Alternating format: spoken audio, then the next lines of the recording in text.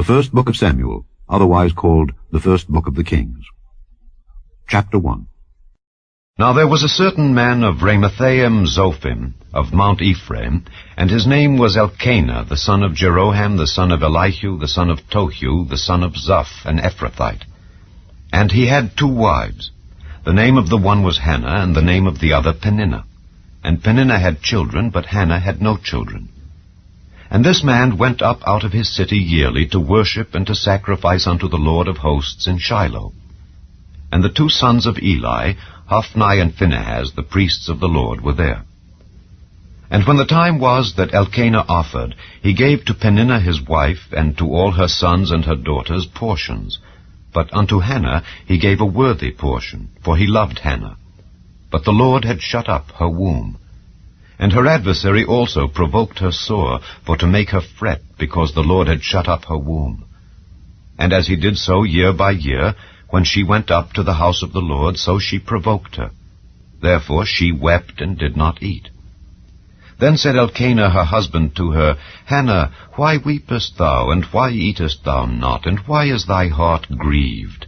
Am not I better to thee than 10 sons? So Hannah rose up after they had eaten in Shiloh, and after they had drunk. Now Eli the priest sat upon a seat by a post of the temple of the Lord. And she was in bitterness of soul, and prayed unto the Lord, and wept sore.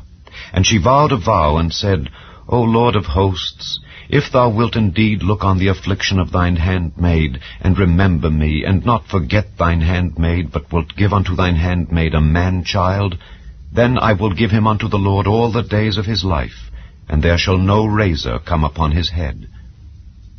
And it came to pass, as she continued praying before the Lord, that Eli marked her mouth. Now Hannah she spake in her heart, only her lips moved, but her voice was not heard. Therefore Eli thought she had been drunken. And Eli said unto her, How long wilt thou be drunken? Put away thy wine from thee. And Hannah answered and said, No, my lord, I am a woman of a sorrowful spirit. I have drunk neither wine nor strong drink, but have poured out my soul before the Lord. Count not thine handmaid for a daughter of Belial, for out of the abundance of my complaint and grief have I spoken hitherto. Then Eli answered and said, Go in peace, and the God of Israel grant thee thy petition that thou hast asked of him. And she said, Let thine handmaid find grace in thy sight. So the woman went her way and did eat, and her countenance was no more sad. And they rose up in the morning early, and worshipped before the Lord, and returned, and came to their house to Ramah. And Elkanah knew Hannah his wife, and the Lord remembered her. Wherefore it came to pass, when the time was come about after Hannah had conceived, that she bare a son, and called his name Samuel, saying, Because I have asked him of the Lord. And the man Elkanah and all his house went up to offer unto the Lord the yearly sacrifice and his vow. But Hannah went not up, for she said unto her husband, I will not go up until the child be weaned, and then I will bring him, that he may appear before the Lord, and there abide forever.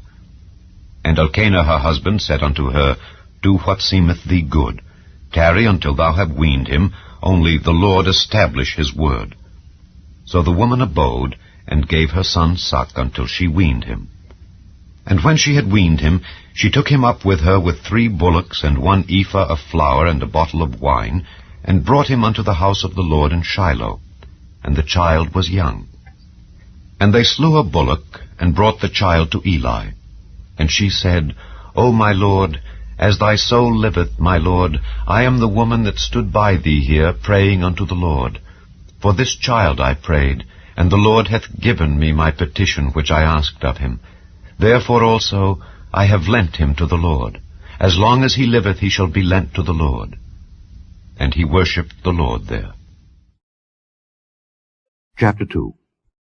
And Hannah prayed and said, My heart rejoiceth in the Lord, mine horn is exalted in the Lord. My mouth is enlarged over mine enemies, because I rejoice in thy salvation. There is none holy as the Lord, for there is none beside thee. Neither is there any rock like our God. Talk no more so exceeding proudly. Let not arrogancy come out of your mouth. For the Lord is a God of knowledge, and by him actions are weighed. The bows of the mighty men are broken, and they that stumbled are girded with strength. They that were full have hired out themselves for bread, and they that were hungry ceased. So that the barren hath borne 7, and she that hath many children is waxed feeble. The Lord killeth and maketh alive. He bringeth down to the grave, and bringeth up. The Lord maketh poor, and maketh rich. He bringeth low, and lifteth up.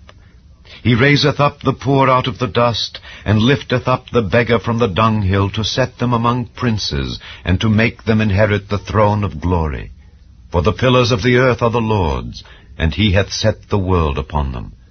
He will keep the feet of his saints, and the wicked shall be silent in darkness, for by strength shall no man prevail.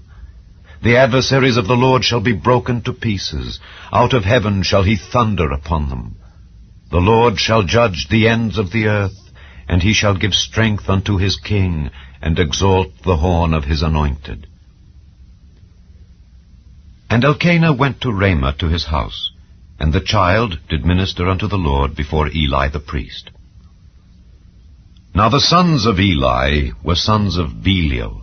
They knew not the Lord.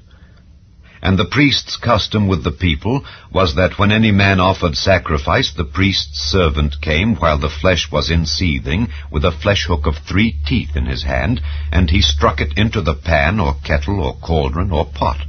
All that the flesh hook brought up the priest took for himself. So they did in Shiloh unto all the Israelites that came thither. Also, before they burnt the fat, the priest's servant came and said to the man that sacrificed, Give flesh to roast for the priest, for he will not have sodden flesh of thee, but raw. And if any man said unto him, Let them not fail to burn the fat presently, and then take as much as thy soul desireth, then he would answer him, Nay, but thou shalt give it me now, and if not, I will take it by force. Wherefore the sin of the young men was very great before the Lord, for men abhorred the offering of the Lord. But Samuel ministered before the Lord, being a child, girded with a linen ephod. Moreover his mother made him a little coat, and brought it to him from year to year, when she came up with her husband to offer the yearly sacrifice. And Eli blessed Elkanah and his wife, and said, The Lord give thee seed of this woman for the loan which is lent to the Lord. And they went unto their own home. And the Lord visited Hannah, so that she conceived, and bare 3 sons and 2 daughters. And the child Samuel grew before the Lord. Now Eli was very old, and heard all that his sons did unto all Israel, and how they lay with the women that assembled at the door of the tabernacle of the congregation. And he said unto them, Why do ye such things? For I hear of your evil dealings by all this people. Nay, my sons, for it is no good report that I hear. Ye make the Lord's people to transgress. If one man sin against another, the judge shall judge him. But if a man sin against the Lord, who shall entreat for him?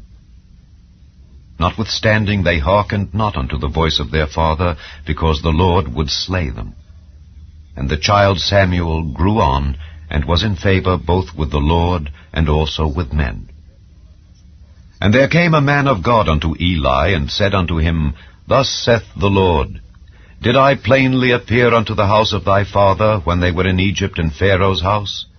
And did I choose him out of all the tribes of Israel to be my priest, to offer upon mine altar, to burn incense, to wear an ephod before me?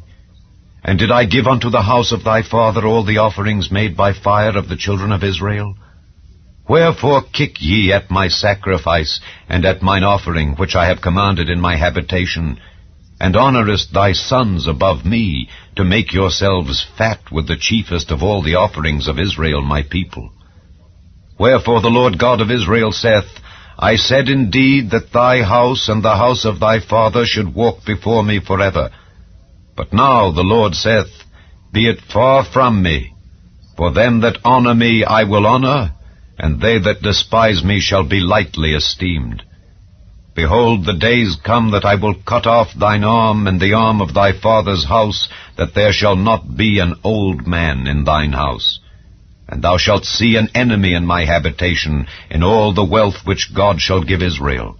And there shall not be an old man in thine house forever. And the man of thine whom I shall not cut off from mine altar shall be to consume thine eyes, and to grieve thine heart. And all the increase of thine house shall die in the flower of their age. And this shall be a sign unto thee, that shall come upon thy 2 sons, on Hophni and Phinehas. In one day they shall die, both of them. And I will raise me up a faithful priest, that shall do according to that which is in mine heart and in my mind. And I will build him a sure house, and he shall walk before mine anointed forever. And it shall come to pass, that every one that is left in thine house shall come and crouch to him for a piece of silver and a morsel of bread, and shall say, Put me, I pray thee, into one of the priest's offices, that I may eat a piece of bread. Chapter 3. And the child Samuel ministered unto the Lord before Eli. And the word of the Lord was precious in those days. There was no open vision. And it came to pass at that time, when Eli was laid down in his place, and his eyes began to wax dim, that he could not see, and ere the lamp of God went out in the temple of the Lord, where the ark of God was, and Samuel was laid down to sleep, that the Lord called Samuel. And he answered, Here am I. And he ran unto Eli, and said, Here am I, for thou calledst me. And he said, I called not. Lie down again. And he went and lay down. And the Lord called yet again, Samuel. And Samuel arose and went to Eli, and said, Here am I, for thou didst call me. And he answered, I called not, my son. Lie down again. Now Samuel did not yet know the Lord, neither was the word of the Lord yet revealed unto him. And the Lord called Samuel again the 3rd time. And he arose and went to Eli, and said, Here am I, for thou didst call me. And Eli perceived that the Lord had called the child. Therefore Eli said unto Samuel, Go, lie down. And it shall be, if he call thee, that thou shalt say, Speak, Lord, for thy servant heareth. So Samuel went and lay down in his place. And the Lord came and stood, and called as at other times, Samuel, Samuel. Then Samuel answered, Speak, for thy servant heareth. And the Lord said to Samuel, Behold, I will do a thing in Israel, at which both the ears of every one that heareth it shall tingle. In that day I will perform against Eli all things which I have spoken concerning his house. When I begin, I will also make an end. For I have told him that I will judge his house forever for the iniquity which he knoweth, because his sons made themselves vile, and he restrained them not. And therefore I have sworn unto the house of Eli, that the iniquity of Eli's house shall not be purged with sacrifice nor offering forever. And Samuel lay until the morning, and opened the doors of the house of the Lord. And Samuel feared to show Eli the vision. Then Eli called Samuel, and said, Samuel, my son? And he answered, Here am I. And he said, What is the thing that the Lord hath said unto thee? I pray thee, hide it not from me. God do so to thee, and more also, if thou hide anything from me of all the things that he said unto thee. And Samuel told him every whit, and hid nothing from him. And he said, It is the Lord, let him do what seemeth him good. And Samuel grew, and the Lord was with him, and did let none of his words fall to the ground. And all Israel from Dan even to Beersheba knew that Samuel was established to be a prophet of the Lord. And the Lord appeared again in Shiloh, for the Lord revealed himself to Samuel in Shiloh by the word of the Lord. Chapter 4. And the word of Samuel came to all Israel. Now Israel went out against the Philistines to battle, and pitched beside Ebenezer, and the Philistines pitched in Aphek. And the Philistines put themselves in array against Israel. And when they joined battle, Israel was smitten before the Philistines. And they slew of the army in the field about 4,000 men. And when the people were come into the camp, the elders of Israel said, Wherefore hath the Lord smitten us today before the Philistines? Let us fetch the ark of the covenant of the Lord out of Shiloh unto us, that when it cometh among us it may save us out of the hand of our enemies. So the people sent to Shiloh, that they might bring from thence the ark of the covenant of the Lord of hosts, which dwelleth between the cherubims. And the 2 sons of Eli, Hophni and Phinehas, were there with the ark of the covenant of God.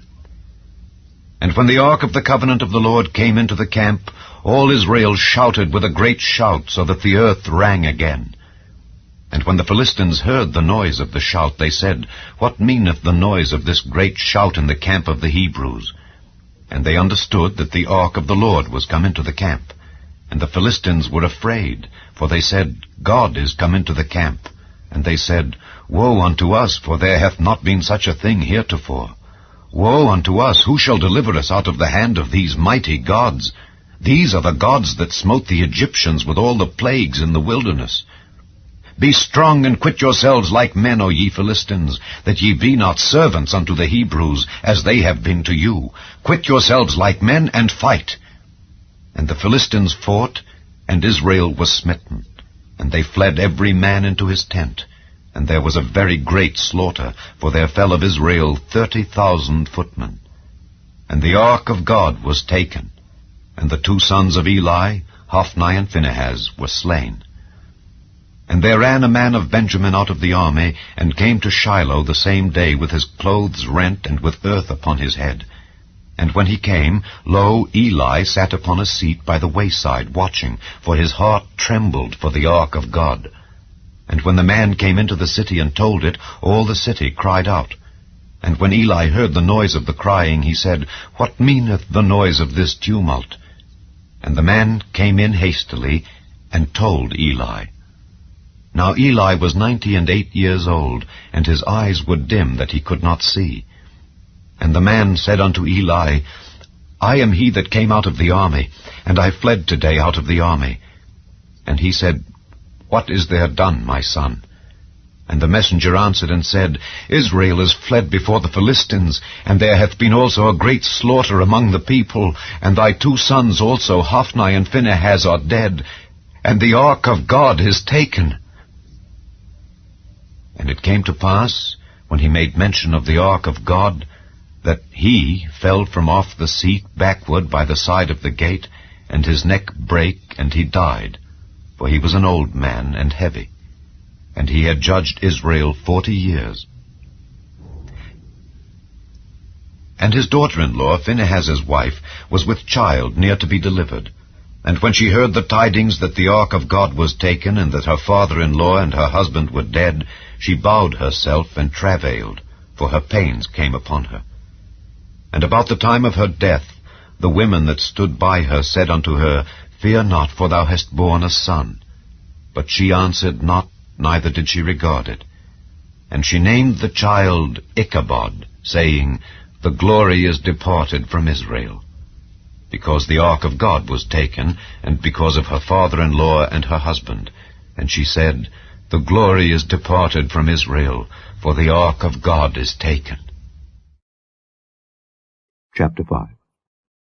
And the Philistines took the ark of God, and brought it from Ebenezer unto Ashdod. When the Philistines took the ark of God, they brought it into the house of Dagon, and set it by Dagon. And when they of Ashdod arose early on the morrow, behold, Dagon was fallen upon his face to the earth before the ark of the Lord.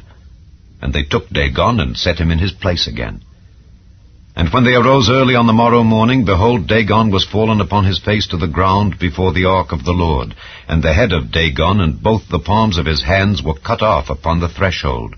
Only the stump of Dagon was left to him. Therefore neither the priests of Dagon nor any that come into Dagon's house tread on the threshold of Dagon in Ashdod unto this day. But the hand of the Lord was heavy upon them of Ashdod, and he destroyed them, and smote them with emerods, even Ashdod and the coasts thereof. And when the men of Ashdod saw that it was so, they said, The ark of the God of Israel shall not abide with us, for his hand is sore upon us and upon Dagon our god. They sent therefore and gathered all the lords of the Philistines unto them, and said, What shall we do with the ark of the God of Israel? And they answered, Let the ark of the God of Israel be carried about unto Gath. And they carried the ark of the God of Israel about thither. And it was so that, after they had carried it about, the hand of the Lord was against the city with a very great destruction, and he smote the men of the city, both small and great, and they had emerods in their secret parts. Therefore they sent the ark of God to Ekron. And it came to pass, as the ark of God came to Ekron, that the Ekronites cried out, saying, They have brought about the ark of the God of Israel to us, to slay us and our people. So they sent and gathered together all the lords of the Philistines, and said, Send away the ark of the God of Israel, and let it go again to his own place, that it slay us not and our people. For there was a deadly destruction throughout all the city. The hand of God was very heavy there. And the men that died not were smitten with the emerods, and the cry of the city went up to heaven. Chapter 6. And the ark of the Lord was in the country of the Philistines 7 months. And the Philistines called for the priests and the diviners, saying, What shall we do to the ark of the Lord? Tell us wherewith we shall send it to his place. And they said, If ye send away the ark of the God of Israel, send it not empty, but in any wise return him a trespass offering. Then ye shall be healed, and it shall be known to you why his hand is not removed from you. Then said they, What shall be the trespass offering which we shall return to him? They answered, 5 golden emerods, and 5 golden mice, according to the number of the lords of the Philistines. For 1 plague was on you all, and on your lords. Wherefore ye shall make images of your emerods, and images of your mice that mar the land, and ye shall give glory unto the God of Israel. Peradventure he will lighten his hand from off you, and from off your gods, and from off your land. Wherefore then do ye harden your hearts, as the Egyptians and Pharaoh hardened their hearts? When he had wrought wonderfully among them, did they not let the people go, and they departed? Now therefore make a new cart, and take 2 milch kine, on which there hath come no yoke, and tie the kine to the cart, and bring their calves home from them. And take the ark of the Lord, and lay it upon the cart, and put the jewels of gold, which ye return him for a trespass offering, in a coffer by the side thereof, and send it away, that it may go. And see, if it goeth up by the way of his own coast to Bethshemesh, then he hath done us this great evil. But if not, then we shall know that it is not his hand that smote us, it was a chance that happened to us. And the men did so, and took 2 milch kine, and tied them to the cart, and shut up their calves at home. And they laid the ark of the Lord upon the cart, and the coffer with the mice of gold, and the images of their emerods. And the kine took the straight way to the way of Bethshemesh, and went along the highway, lowing as they went, and turned not aside to the right hand or to the left. And the lords of the Philistines went after them unto the border of Bethshemesh. And they of Bethshemesh were reaping their wheat harvest in the valley. And they lifted up their eyes, and saw the ark, and rejoiced to see it. And the cart came into the field of Joshua, a Bethshemite, and stood there where there was a great stone. And they clave the wood of the cart, and offered the kine a burnt offering unto the Lord. And the Levites took down the ark of the Lord, and the coffer that was with it, wherein the jewels of gold were, and put them on the great stone. And the men of Bethshemesh offered burnt offerings, and sacrificed sacrifices the same day unto the Lord. And when the 5 lords of the Philistines had seen it, they returned to Ekron the same day. And these are the golden emerods which the Philistines returned for a trespass offering unto the Lord. For Ashdod 1, for Gaza 1, for Askelon 1, for Gath 1, for Ekron 1, and the golden mice, according to the number of all the cities of the Philistines belonging to the 5 lords, both of fenced cities and of country villages, even unto the great stone of Abel, whereon they set down the ark of the Lord, which stone remaineth unto this day in the field of Joshua the Bethshemite. And he smote the men of Bethshemesh, because they had looked into the ark of the Lord. Even he smote of the people 50,060 men. And the people lamented, because the Lord had smitten many of the people with a great slaughter. And the men of Bethshemesh said, Who is able to stand before this holy Lord God? And to whom shall he go up from us? And they sent messengers to the inhabitants of Kirjath-jearim, saying, The Philistines have brought again the ark of the Lord. Come ye down, and fetch it up to you. Chapter 7. And the men of Kirjath-jearim came, and fetched up the ark of the Lord, and brought it into the house of Abinadab in the hill, and sanctified Eleazar his son to keep the ark of the Lord. And it came to pass, while the ark abode in Kirjath-jearim, that the time was long, for it was 20 years. And all the house of Israel lamented after the Lord. And Samuel spake unto all the house of Israel, saying, If ye do return unto the Lord with all your hearts, then put away the strange gods and Ashtaroth from among you, and prepare your hearts unto the Lord, and serve him only, and he will deliver you out of the hand of the Philistines. Then the children of Israel did put away Baalim and Ashtaroth, and served the Lord only. And Samuel said, Gather all Israel to Mizpeh, and I will pray for you unto the Lord. And they gathered together to Mizpeh, and drew water, and poured it out before the Lord, and fasted on that day, and said there, We have sinned against the Lord. And Samuel judged the children of Israel in Mizpeh. And when the Philistines heard that the children of Israel were gathered together to Mizpeh, the lords of the Philistines went up against Israel. And when the children of Israel heard it, they were afraid of the Philistines. And the children of Israel said to Samuel, Cease not to cry unto the Lord our God for us, that he will save us out of the hand of the Philistines. And Samuel took a sucking lamb, and offered it for a burnt offering wholly unto the Lord. And Samuel cried unto the Lord for Israel, and the Lord heard him. And as Samuel was offering up the burnt offering, the Philistines drew near to battle against Israel. But the Lord thundered with a great thunder on that day upon the Philistines, and discomfited them, and they were smitten before Israel. And the men of Israel went out of Mizpeh, and pursued the Philistines, and smote them until they came unto Bethkar. Then Samuel took a stone, and set it between Mizpeh and Shen, and called the name of it Ebenezer, saying, Hitherto hath the Lord helped us. So the Philistines were subdued, and they came no more into the coast of Israel. And the hand of the Lord was against the Philistines all the days of Samuel. And the cities which the Philistines had taken from Israel were restored to Israel, from Ekron even unto Gath, and the coasts thereof did Israel deliver out of the hands of the Philistines. And there was peace between Israel and the Amorites. And Samuel judged Israel all the days of his life. And he went from year to year in circuit to Bethel and Gilgal and Mizpeh, and judged Israel in all those places. And his return was to Ramah, for there was his house. And there he judged Israel, and there he built an altar unto the Lord. Chapter 8. And it came to pass, when Samuel was old, that he made his sons judges over Israel. Now the name of his firstborn was Joel, and the name of his second Abiah. They were judges in Beersheba. And his sons walked not in his ways, but turned aside after lucre, and took bribes, and perverted judgment.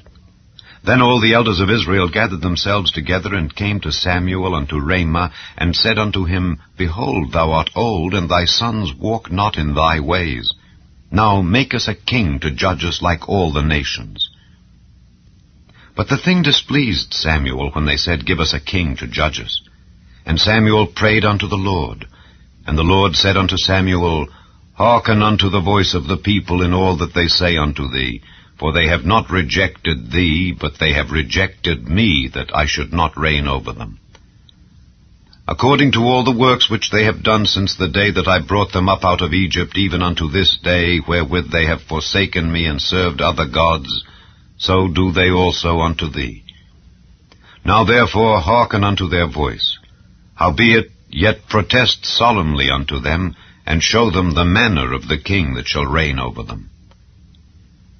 And Samuel told all the words of the Lord unto the people that asked of him a king. And he said, This will be the manner of the king that shall reign over you. He will take your sons, and appoint them for himself, for his chariots, and to be his horsemen, and some shall run before his chariots. And he will appoint him captains over thousands, and captains over 50s, and will set them to ear his ground, and to reap his harvest, and to make his instruments of war, and instruments of his chariots. And he will take your daughters to be confectionaries, and to be cooks, and to be bakers. And he will take your fields, and your vineyards, and your olive yards, even the best of them, and give them to his servants. And he will take the 10th of your seed and of your vineyards, and give to his officers and to his servants. And he will take your menservants, and your maidservants, and your goodliest young men, and your asses, and put them to his work. He will take the 10th of your sheep, and ye shall be his servants. And ye shall cry out in that day, because of your king which ye shall have chosen you. And the Lord will not hear you in that day. Nevertheless the people refused to obey the voice of Samuel, and they said, Nay, but we will have a king over us, that we also may be like all the nations, and that our king may judge us, and go out before us, and fight our battles. And Samuel heard all the words of the people, and he rehearsed them in the ears of the Lord. And the Lord said to Samuel, Hearken unto their voice, and make them a king. And Samuel said unto the men of Israel, Go ye every man unto his city. Chapter 9. Now there was a man of Benjamin, whose name was Kish, the son of Abiel, the son of Zeror, the son of Bechorath, the son of Aphiah, a Benjamite, a mighty man of power. And he had a son, whose name was Saul, a choice young man, and a goodly. And there was not among the children of Israel a goodlier person than he. From his shoulders and upward he was higher than any of the people. And the asses of Kish, Saul's father, were lost. And Kish said to Saul his son, Take now one of the servants with thee, and arise, go seek the asses. And he passed through Mount Ephraim, and passed through the land of Shalisha, but they found them not. Then they passed through the land of Shalem, and there they were not. And he passed through the land of the Benjamites, but they found them not.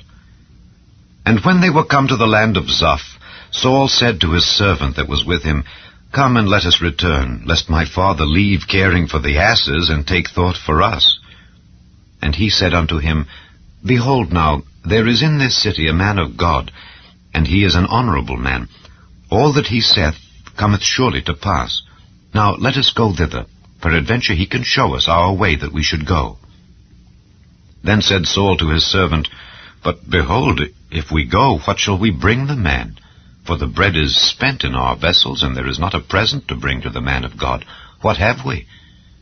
And the servant answered Saul again, and said, Behold, I have here at hand the 4th part of a shekel of silver. That will I give to the man of God to tell us our way. Before time in Israel, when a man went to inquire of God, thus he spake, Come and let us go to the seer. For he that is now called a prophet was before time called a seer. Then said Saul to his servant, Well said, come, let us go. So they went unto the city where the man of God was. And as they went up the hill to the city, they found young maidens going out to draw water, and said unto them, Is the seer here? And they answered them and said, He is. Behold, he is before you. Make haste now, for he came today to the city, for there is a sacrifice of the people today in the high place. As soon as ye be come into the city, ye shall straightway find him before he go up to the high place to eat. For the people will not eat until he come, because he doth bless the sacrifice, and afterwards they eat that be bidden. Now therefore get you up, for about this time ye shall find him. And they went up into the city. And when they were come into the city, behold, Samuel came out against them for to go up to the high place. Now the Lord had told Samuel in his ear a day before Saul came, saying, Tomorrow about this time I will send thee a man out of the land of Benjamin, and thou shalt anoint him to be captain over my people Israel, that he may save my people out of the hand of the Philistines. For I have looked upon my people, because their cry is come unto me. And when Samuel saw Saul, the Lord said unto him, Behold the man whom I spake to thee of, this same shall reign over my people. Then Saul drew near to Samuel in the gate, and said, Tell me, I pray thee, where the seer's house is. And Samuel answered Saul, and said, I am the seer. Go up before me unto the high place, for ye shall eat with me today, and tomorrow I will let thee go, and will tell thee all that is in thine heart. And as for thine asses that were lost 3 days ago, set not thy mind on them, for they are found. And on whom is all the desire of Israel? Is it not on thee, and on all thy father's house? And Saul answered and said, Am not I a Benjamite, of the smallest of the tribes of Israel, and my family the least of all the families of the tribe of Benjamin? Wherefore then speakest thou so to me? And Samuel took Saul and his servant, and brought them into the parlor, and made them sit in the chiefest place among them that were bidden, which were about 30 persons. And Samuel said unto the cook, Bring the portion which I gave thee, of which I said unto thee, Set it by thee. And the cook took up the shoulder, and that which was upon it, and set it before Saul. And Samuel said, Behold that which is left. Set it before thee, and eat. For unto this time hath it been kept for thee, since I said, I have invited the people. So Saul did eat with Samuel that day. And when they were come down from the high place into the city, Samuel communed with Saul upon the top of the house. And they arose early, and it came to pass about the spring of the day that Samuel called Saul to the top of the house, saying, Up, that I may send thee away. And Saul arose, and they went out both of them, he and Samuel, abroad. And as they were going down to the end of the city, Samuel said to Saul, Bid the servant pass on before us. And he passed on. But stand thou still a while, that I may show thee the word of God. Chapter 10. Then Samuel took a vial of oil, and poured it upon his head, and kissed him, and said, Is it not because the Lord hath anointed thee to be captain over his inheritance? When thou art departed from me today, then thou shalt find 2 men by Rachel's sepulchre in the border of Benjamin at Zelzah. And they will say unto thee, The asses which thou wentest to seek are found, and lo, thy father hath left the care of the asses, and sorroweth for you, saying, What shall I do for my son? Then shalt thou go on forward from thence, and thou shalt come to the plain of Tabor.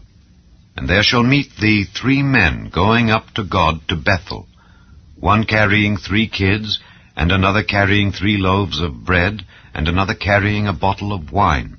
And they will salute thee, and give thee 2 loaves of bread, which thou shalt receive of their hands. After that thou shalt come to the hill of God, where is the garrison of the Philistines. And it shall come to pass, when thou art come thither to the city, that thou shalt meet a company of prophets coming down from the high place, with a psaltery and a tabret, and a pipe and a harp before them, and they shall prophesy. And the Spirit of the Lord will come upon thee, and thou shalt prophesy with them, and shalt be turned into another man. And let it be, when these signs are come unto thee, that thou do as occasion serve thee. For God is with thee. And thou shalt go down before me to Gilgal, and behold, I will come down unto thee to offer burnt offerings, and to sacrifice sacrifices of peace offerings.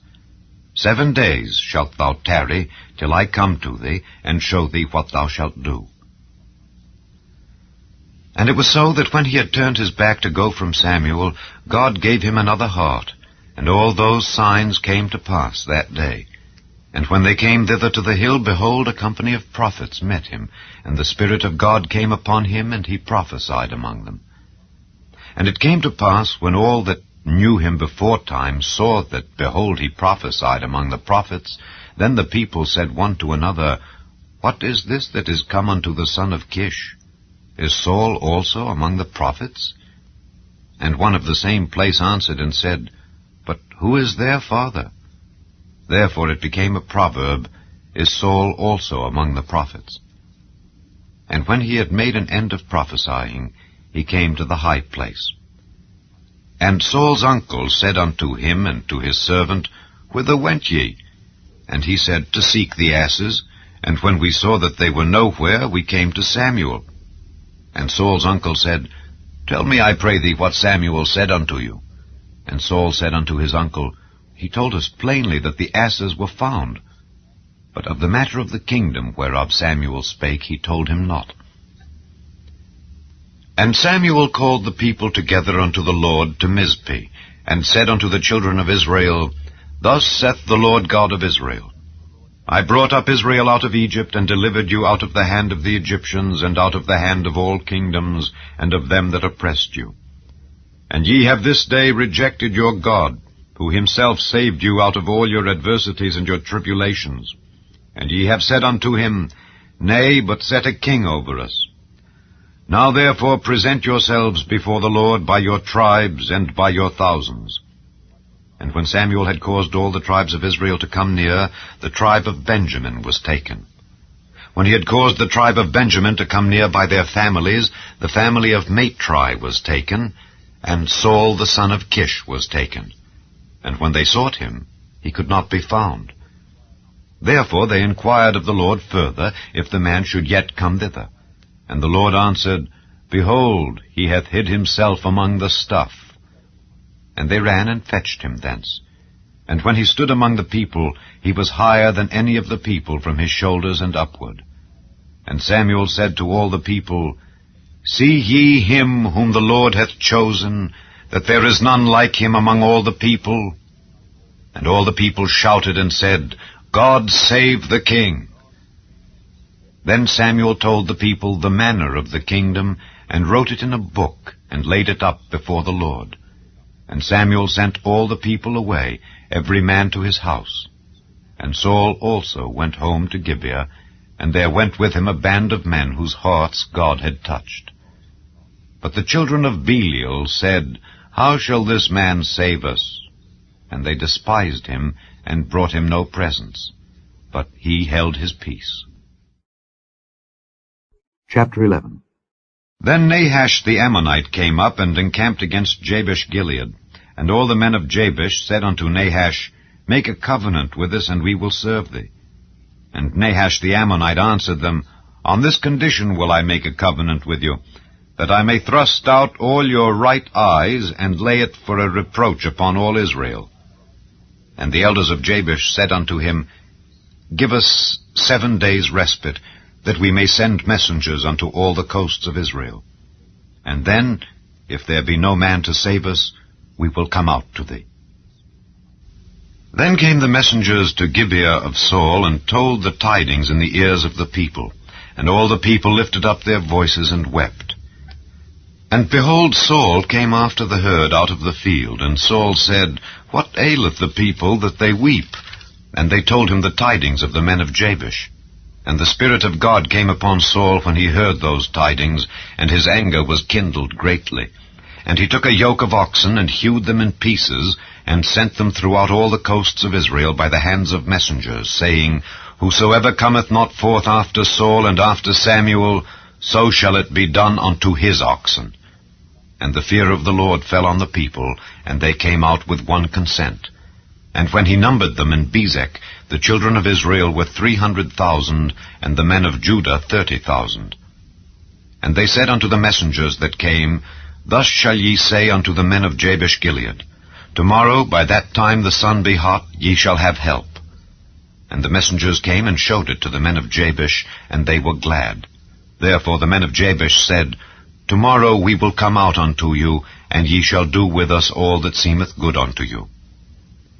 And it was so on the morrow that Saul put the people in 3 companies, and they came into the midst of the host in the morning watch, and slew the Ammonites until the heat of the day. And it came to pass that they which remained were scattered, so that 2 of them were not left together. And the people said unto Samuel, Who is he that said, Shall Saul reign over us? Bring the men, that we may put them to death. And Saul said, There shall not a man be put to death this day, for today the Lord hath wrought salvation in Israel. Then said Samuel to the people, Come and let us go to Gilgal, and renew the kingdom there. And all the people went to Gilgal, and there they made Saul king before the Lord in Gilgal. And there they sacrificed sacrifices of peace offerings before the Lord. And there Saul and all the men of Israel rejoiced greatly. Chapter 12. And Samuel said unto all Israel, Behold, I have hearkened unto your voice in all that ye said unto me, and have made a king over you. And now, behold, the king walketh before you. And I am old and grey-headed. And behold, my sons are with you. And I have walked before you from my childhood unto this day. Behold, here I am.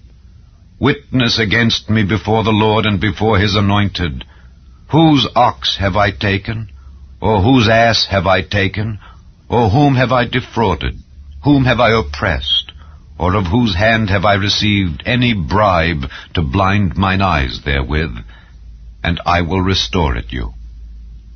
And they said, Thou hast not defrauded us, nor oppressed us, neither hast thou taken aught of any man's hand. And he said unto them, The Lord is witness against you, and his anointed is witness this day, that ye have not found aught in my hand.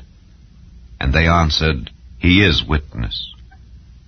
And Samuel said unto the people, It is the Lord that advanced Moses and Aaron, and that brought your fathers up out of the land of Egypt. Now therefore stand still, that I may reason with you before the Lord of all the righteous acts of the Lord which he did to you and to your fathers. When Jacob was come into Egypt, and your fathers cried unto the Lord, then the Lord sent Moses and Aaron, which brought forth your fathers out of Egypt, and made them dwell in this place. And when they forgat the Lord their God, he sold them into the hand of Sisera, captain of the host of Hazor, and into the hand of the Philistines, and into the hand of the king of Moab, and they fought against them. And they cried unto the Lord, and said, We have sinned, because we have forsaken the Lord, and have served Baalim and Ashtaroth. But now deliver us out of the hand of our enemies, and we will serve thee. And the Lord sent Jerubbaal, and Bedan, and Jephthah, and Samuel, and delivered you out of the hand of your enemies on every side, and ye dwelled safe. And when ye saw that Nahash, the king of the children of Ammon, came against you, ye said unto me, Nay, but a king shall reign over us, when the Lord your God was your king. Now therefore, behold the king whom ye have chosen, and whom ye have desired. And behold, the Lord hath set a king over you. If ye will fear the Lord, and serve him, and obey his voice, and not rebel against the commandment of the Lord, then shall both ye and also the king that reigneth over you continue following the Lord your God. But if ye will not obey the voice of the Lord, but rebel against the commandment of the Lord, then shall the hand of the Lord be against you, as it was against your fathers. Now therefore stand and see this great thing which the Lord will do before your eyes. Is it not wheat harvest today? I will call unto the Lord, and he shall send thunder and rain, that ye may perceive and see that your wickedness is great, which ye have done in the sight of the Lord in asking you a king. So Samuel called unto the Lord, and the Lord sent thunder and rain that day. And all the people greatly feared the Lord and Samuel. And all the people said unto Samuel, Pray for thy servants unto the Lord thy God, that we die not, for we have added unto all our sins this evil, to ask us a king. And Samuel said unto the people, Fear not, ye have done all this wickedness. Yet turn not aside from following the Lord, but serve the Lord with all your heart, and turn ye not aside. For then should ye go after vain things which cannot profit nor deliver, for they are vain. For the Lord will not forsake his people for his great name's sake, because it hath pleased the Lord to make you his people. Moreover, as for me, God forbid that I should sin against the Lord in ceasing to pray for you. But I will teach you the good and the right way. Only fear the Lord, and serve him in truth with all your heart. For consider how great things he hath done for you. But if ye shall still do wickedly, ye shall be consumed. both ye and your king. Chapter 13. Saul reigned 1 year, and when he had reigned 2 years over Israel, Saul chose him 3,000 men of Israel, whereof 2,000 were with Saul in Michmash and in Mount Bethel, and 1,000 were with Jonathan in Gibeah of Benjamin. And the rest of the people he sent every man to his tent. And Jonathan smote the garrison of the Philistines that was in Geba, and the Philistines heard of it. And Saul blew the trumpet throughout all the land, saying, Let the Hebrews hear. And all Israel heard say that Saul had smitten a garrison of the Philistines, and that Israel also was had in abomination with the Philistines. And the people were called together after Saul to Gilgal. And the Philistines gathered themselves together to fight with Israel, 30,000 chariots and 6,000 horsemen, and people as the sand which is on the seashore in multitude. And they came up and pitched in Michmash, eastward from Bethaven. When the men of Israel saw that they were in a strait, for the people were distressed, then the people did hide themselves in caves, and in thickets, and in rocks, and in high places, and in pits. And some of the Hebrews went over Jordan to the land of Gad and Gilead. As for Saul, he was yet in Gilgal, and all the people followed him trembling. And he tarried 7 days, according to the set time that Samuel had appointed.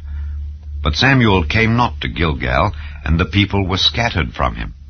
And Saul said, Bring hither a burnt offering to me, and peace offerings. And he offered the burnt offering. And it came to pass, that as soon as he had made an end of offering the burnt offering, behold, Samuel came. And Saul went out to meet him, that he might salute him. And Samuel said, What hast thou done? And Saul said, Because I saw that the people were scattered from me, and that thou camest not within the days appointed, and that the Philistines gathered themselves together at Michmash, therefore said I, The Philistines will come down now upon me to Gilgal, and I have not made supplication unto the Lord. I forced myself, therefore, and offered a burnt offering. And Samuel said to Saul, Thou hast done foolishly. Thou hast not kept the commandment of the Lord thy God, which he commanded thee. For now would the Lord have established thy kingdom upon Israel forever. But now thy kingdom shall not continue. The Lord hath sought him a man after his own heart, and the Lord hath commanded him to be captain over his people, because thou hast not kept that which the Lord commanded thee. And Samuel arose and gat him up from Gilgal unto Gibeah of Benjamin. And Saul numbered the people that were present with him, about 600 men. And Saul and Jonathan his son, and the people that were present with them, abode in Gibeah of Benjamin, but the Philistines encamped in Michmash. And the spoilers came out of the camp of the Philistines in 3 companies. 1 company turned unto the way that leadeth to Ophrah, unto the land of Shual, and another company turned the way to Bethhoron, and another company turned to the way of the border that looketh to the valley of Zeboim toward the wilderness. Now there was no smith found throughout all the land of Israel, for the Philistines said, Lest the Hebrews make them swords or spears. But all the Israelites went down to the Philistines to sharpen every man his share, and his coulter, and his axe, and his mattock. Yet they had a file for the mattocks, and for the coulters, and for the forks, and for the axes, and to sharpen the goads. So it came to pass in the day of battle that there was neither sword nor spear found in the hand of any of the people that were with Saul and Jonathan, but with Saul and with Jonathan his son was there found. And the garrison of the Philistines went out to the passage of Michmash. Chapter 14. Now it came to pass upon a day that Jonathan the son of Saul said unto the young man that bare his armor, Come and let us go over to the Philistines' garrison that is on the other side. But he told not his father. And Saul tarried in the uttermost part of Gibeah under a pomegranate tree which is in Migron, and the people that were with him were about 600 men. And Ahiah the son of Ahitub, Ichabod's brother, the son of Phinehas, the son of Eli, the Lord's priest in Shiloh, wearing an ephod. And the people knew not that Jonathan was gone.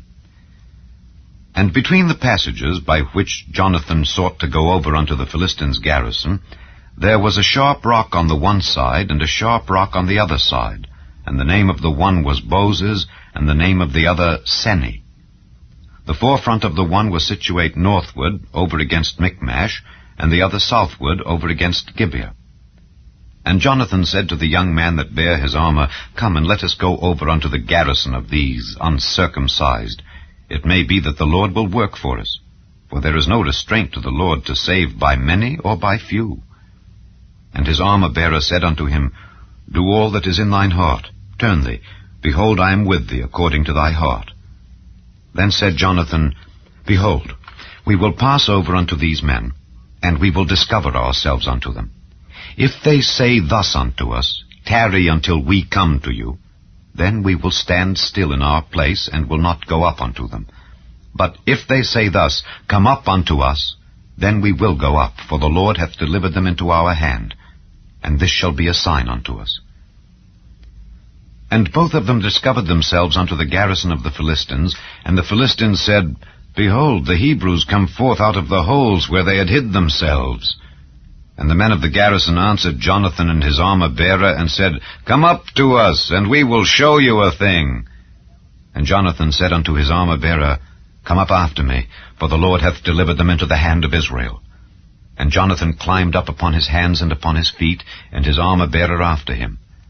And they fell before Jonathan, and his armor-bearer slew after him. And that first slaughter which Jonathan and his armor-bearer made was about 20 men, within as it were an half acre of land, which a yoke of oxen might plough. And there was trembling in the host, in the field, and among all the people. The garrison and the spoilers, they also trembled, and the earth quaked. So it was a very great trembling. And the watchmen of Saul and Gibeah of Benjamin looked, and behold, the multitude melted away, and they went on beating down one another. Then said Saul unto the people that were with him, Number now, and see who is gone from us. And when they had numbered, behold, Jonathan and his armor-bearer were not there. And Saul said unto Ahiah, Bring hither the ark of God. For the ark of God was at that time with the children of Israel. And it came to pass, while Saul talked unto the priest, that the noise that was in the host of the Philistines went on and increased. And Saul said unto the priest, Withdraw thine hand. And Saul and all the people that were with him assembled themselves, and they came to the battle. And behold, every man's sword was against his fellow, and there was a very great discomfiture. Moreover, the Hebrews that were with the Philistines before that time, which went up with them into the camp from the country round about, even they also turned to be with the Israelites that were with Saul and Jonathan. Likewise all the men of Israel which had hid themselves in Mount Ephraim, when they heard that the Philistines fled, even they also followed hard after them in the battle. So the Lord saved Israel that day, and the battle passed over unto Beth-aven. And the men of Israel were distressed that day, for Saul had adjured the people, saying, Cursed be the man that eateth any food until evening, that I may be avenged on mine enemies. So none of the people tasted any food. And all they of the land came to a wood, and there was honey upon the ground.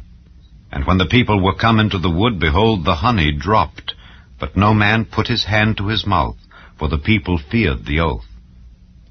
But Jonathan heard not when his father charged the people with the oath. Wherefore he put forth the end of the rod that was in his hand, and dipped it in an honeycomb, and put his hand to his mouth. And his eyes were enlightened. Then answered one of the people, and said, Thy father straitly charged the people with an oath, saying, Cursed be the man that eateth any food this day. And the people were faint. Then said Jonathan, My father hath troubled the land. See, I pray you, how mine eyes have been enlightened, because I tasted a little of this honey. How much more, if haply the people had eaten freely today of the spoil of their enemies which they found? For had there not been now a much greater slaughter among the Philistines? And they smote the Philistines that day from Michmash to Aijalon, and the people were very faint. And the people flew upon the spoil, and took sheep and oxen and calves, and slew them on the ground, and the people did eat them with the blood. Then they told Saul, saying, Behold, the people sin against the Lord, in that they eat with the blood. And he said, Ye have transgressed. Roll a great stone unto me this day.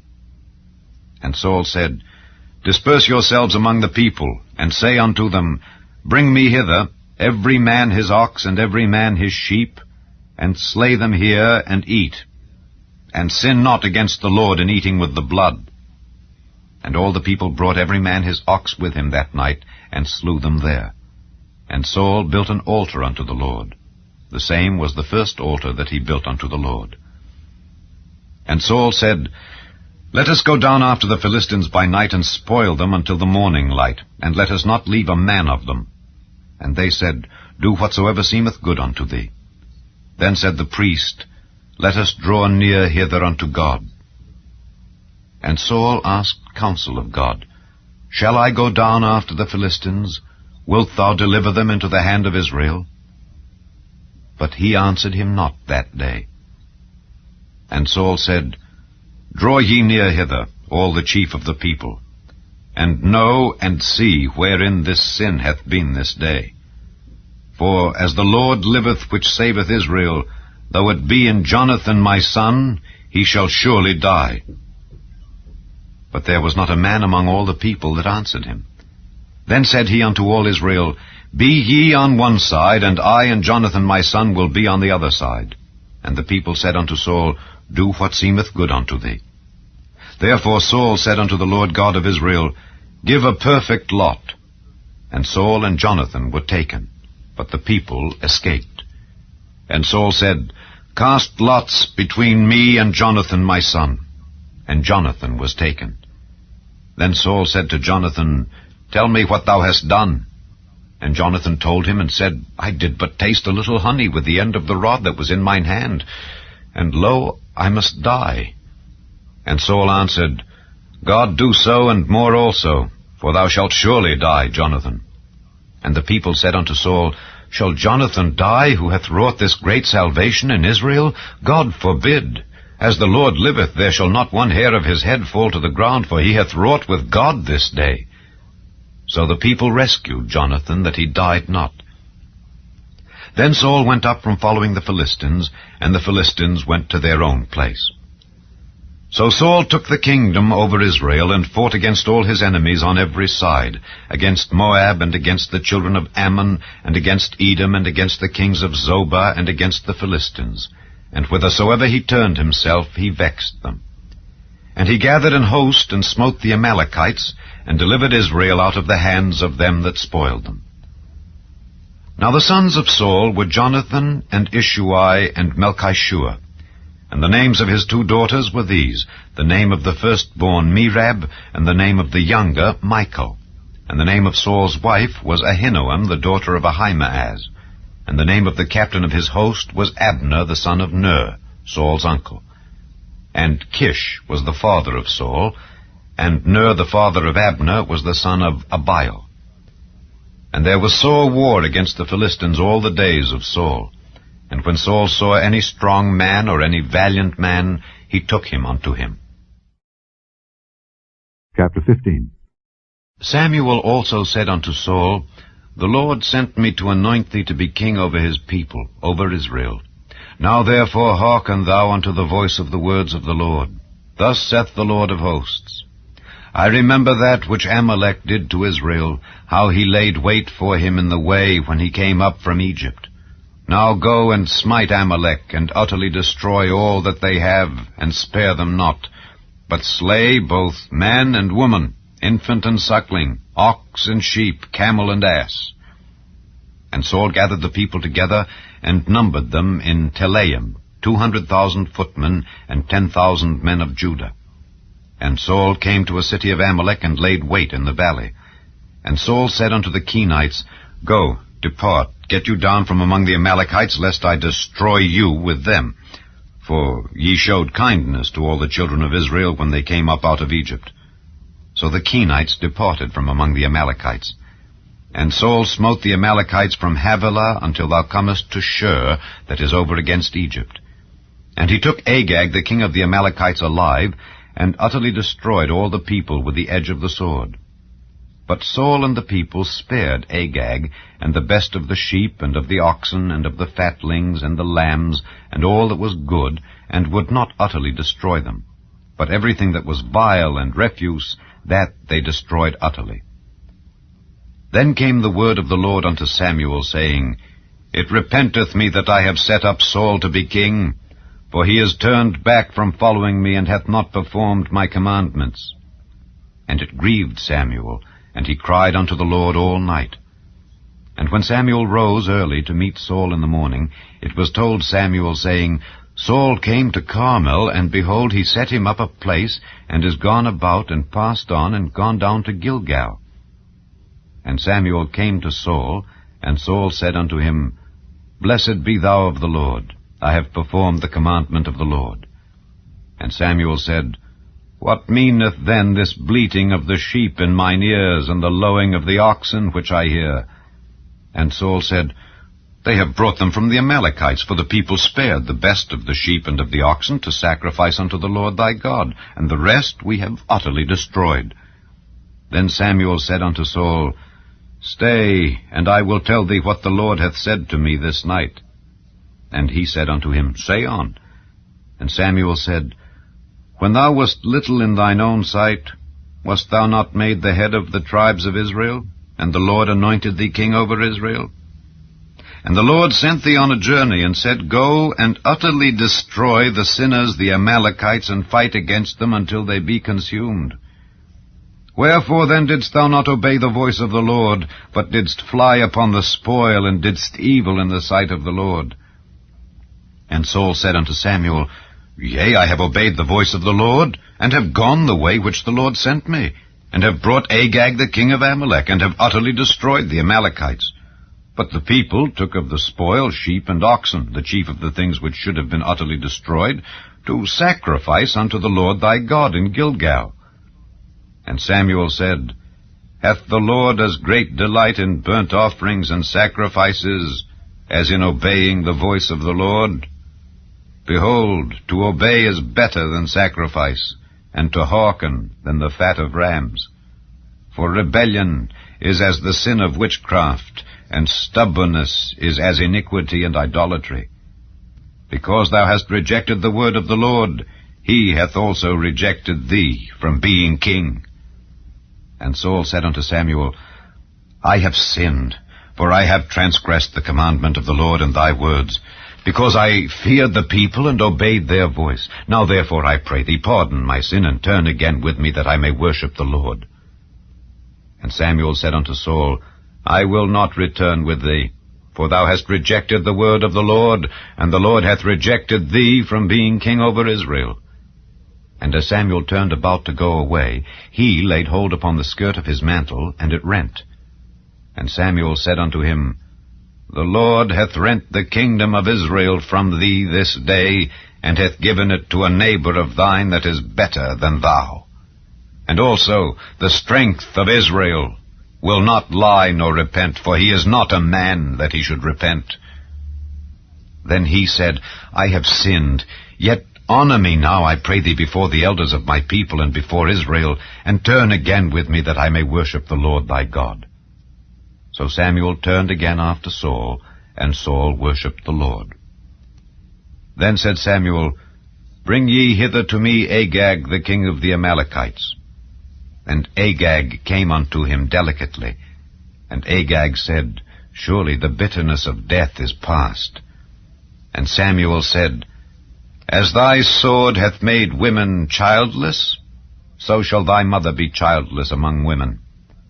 And Samuel hewed Agag in pieces before the Lord in Gilgal.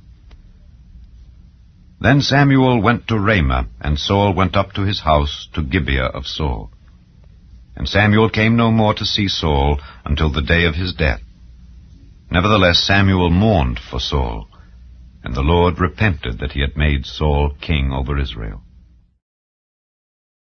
Chapter 16. And the Lord said unto Samuel, How long wilt thou mourn for Saul, seeing I have rejected him from reigning over Israel? Fill thine horn with oil, and go.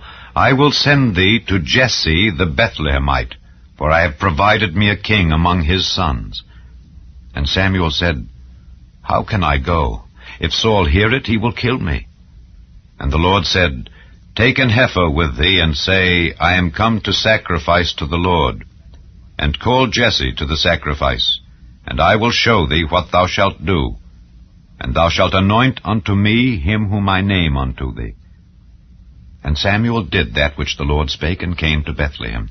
And the elders of the town trembled at his coming, and said, Comest thou peaceably?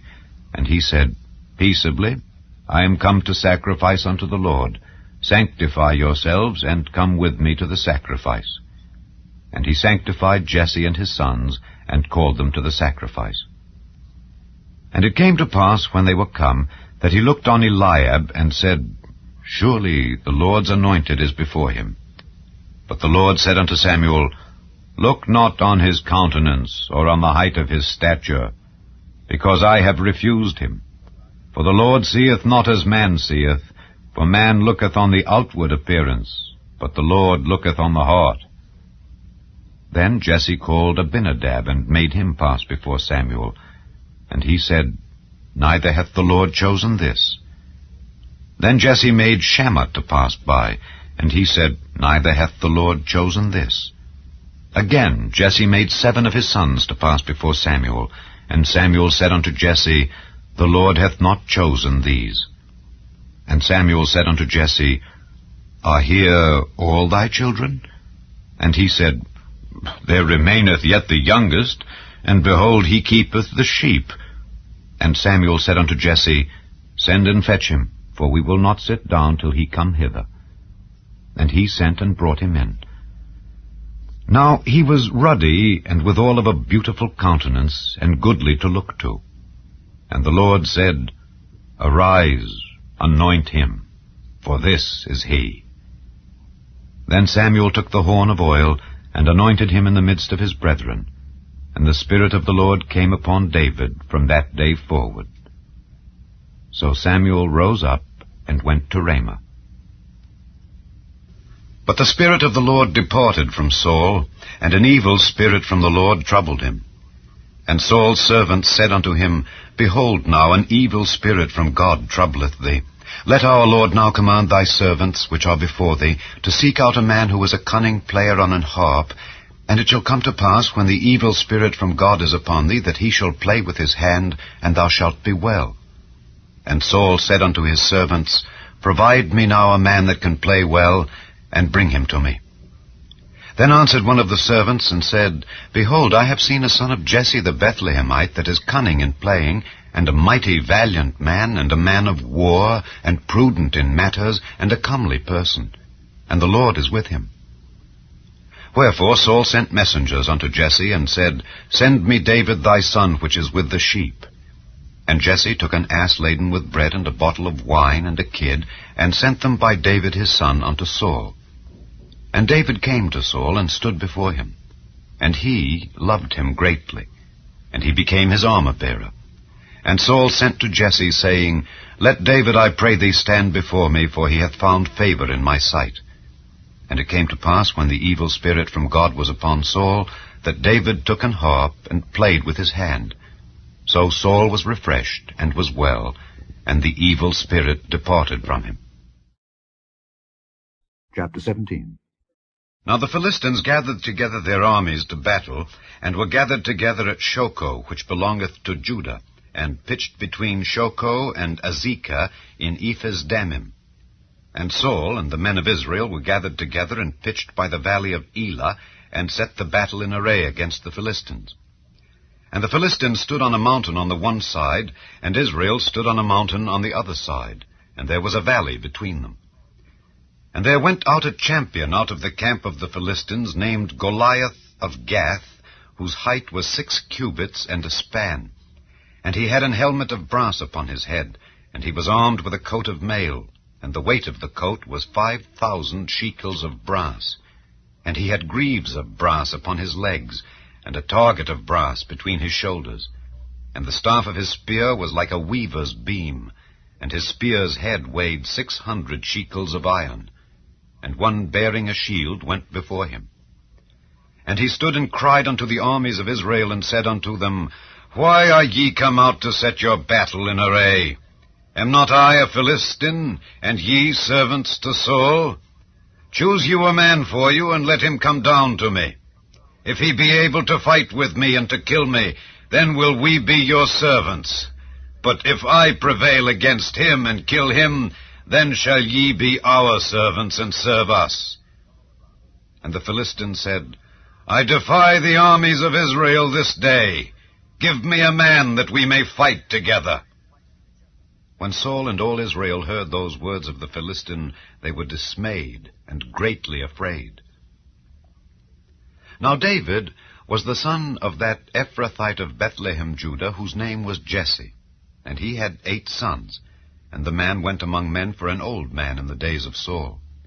And the 3 eldest sons of Jesse went and followed Saul to the battle.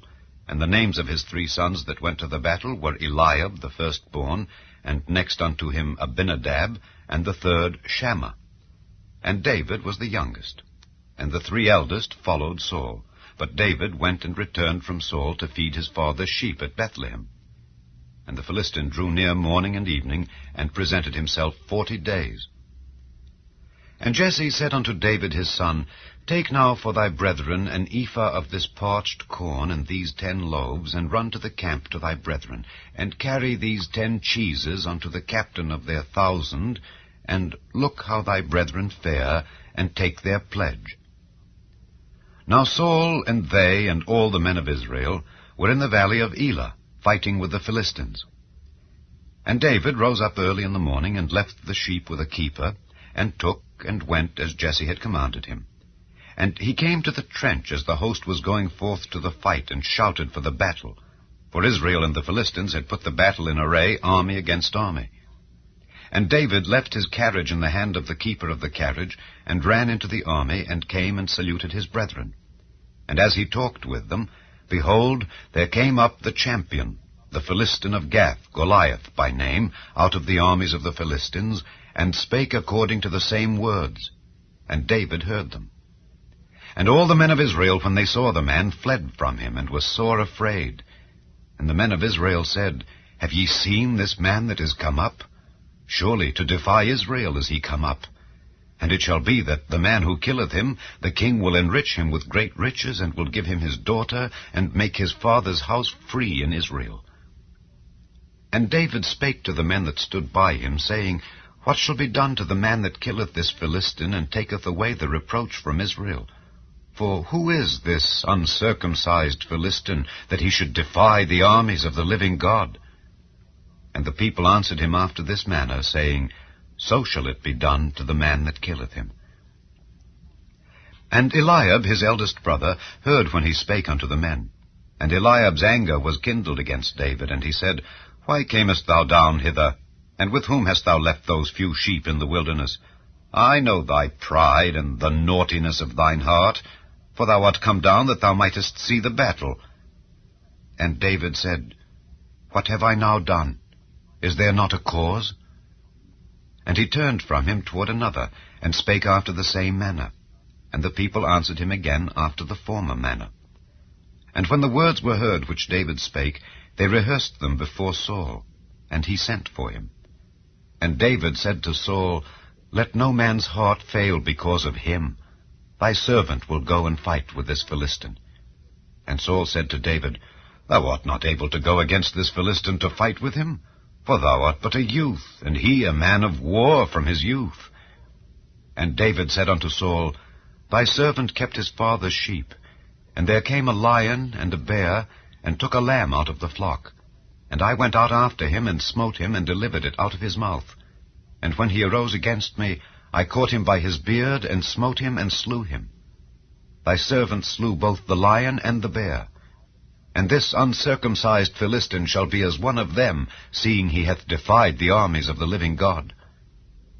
David said moreover, The Lord that delivered me out of the paw of the lion, and out of the paw of the bear, he will deliver me out of the hand of this Philistine. And Saul said unto David, Go, and the Lord be with thee. And Saul armed David with his armor, and he put an helmet of brass upon his head. Also he armed him with a coat of mail. And David girded his sword upon his armor, and he essayed to go, for he had not proved it. And David said unto Saul, I cannot go with these, for I have not proved them. And David put them off him.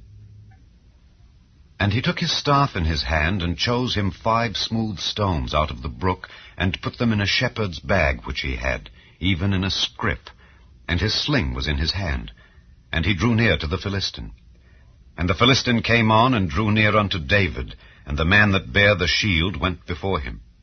And when the Philistine looked about and saw David, he disdained him, for he was but a youth, and ruddy, and of a fair countenance. And the Philistine said unto David, Am I a dog, that thou comest to me with staves? And the Philistine cursed David by his gods. And the Philistine said to David, Come to me, and I will give thy flesh unto the fowls of the air, and to the beasts of the field. Then said David to the Philistine, Thou comest to me with a sword, and with a spear, and with a shield. But I come to thee in the name of the Lord of hosts, the God of the armies of Israel, whom thou hast defied. This day will the Lord deliver thee into mine hand, and I will smite thee, and take thine head from thee. And I will give the carcasses of the host of the Philistines this day unto the fowls of the air, and to the wild beasts of the earth, that all the earth may know that there is a God in Israel.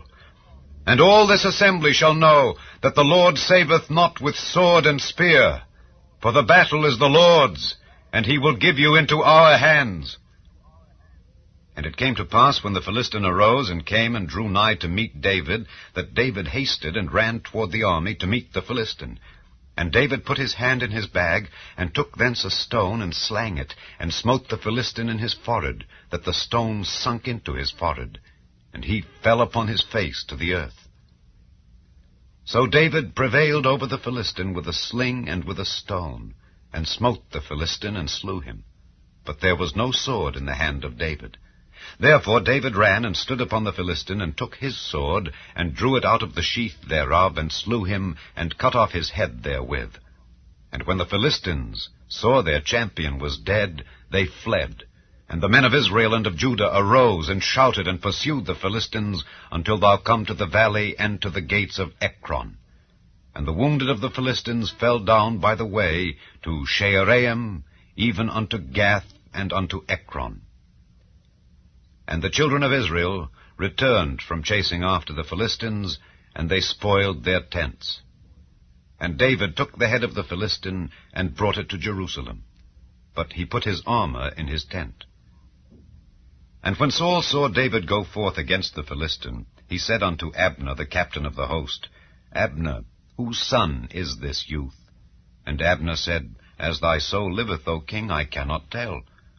And the king said, Inquire thou whose son the stripling is. And as David returned from the slaughter of the Philistine, Abner took him, and brought him before Saul with the head of the Philistine in his hand.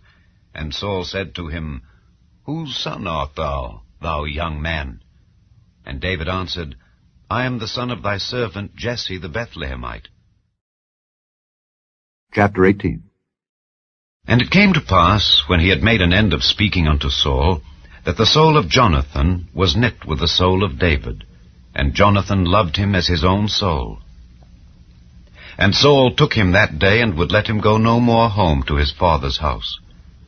Then Jonathan and David made a covenant, because he loved him as his own soul. And Jonathan stripped himself of the robe that was upon him, and gave it to David, and his garments, even to his sword, and to his bow, and to his girdle. And David went out whithersoever Saul sent him, and behaved himself wisely. And Saul set him over the men of war, and he was accepted in the sight of all the people, and also in the sight of Saul's servants. And it came to pass, as they came, when David was returned from the slaughter of the Philistine, that the women came out of all cities of Israel, singing and dancing, to meet King Saul with tabrets, with joy, and with instruments of music. And the women answered one another as they played, and said, Saul hath slain his thousands, and David his 10,000s. And Saul was very wroth, and the saying displeased him. And he said, They have ascribed unto David 10,000s, and to me they have ascribed but thousands. And what can he have more but the kingdom? And Saul eyed David from that day and forward. And it came to pass on the morrow that the evil spirit from God came upon Saul, and he prophesied in the midst of the house. And David played with his hand as at other times, and there was a javelin in Saul's hand. And Saul cast the javelin, for he said, I will smite David even to the wall with it. And David avoided out of his presence twice. And Saul was afraid of David, because the Lord was with him, and was departed from Saul. Therefore Saul removed him from him, and made him his captain over 1,000. And he went out and came in before the people. And David behaved himself wisely in all his ways, and the Lord was with him. Wherefore when Saul saw that he behaved himself very wisely, he was afraid of him. But all Israel and Judah loved David, because he went out and came in before them. And Saul said to David, Behold, my elder daughter Merab, her will I give thee to wife. Only be thou valiant for me, and fight the Lord's battles. For Saul said, Let not mine hand be upon him, but let the hand of the Philistines be upon him. And David said unto Saul, Who am I, and what is my life or my father's family in Israel, that I should be son-in-law to the king? But it came to pass at the time when Merab Saul's daughter should have been given to David, that she was given unto Adriel the Maholathite to wife. And Michal, Saul's daughter, loved David, and they told Saul, and the thing pleased him. And Saul said, I will give him her, that she may be a snare to him, and that the hand of the Philistines may be against him. Wherefore Saul said to David, Thou shalt this day be my son-in-law in the one of the twain.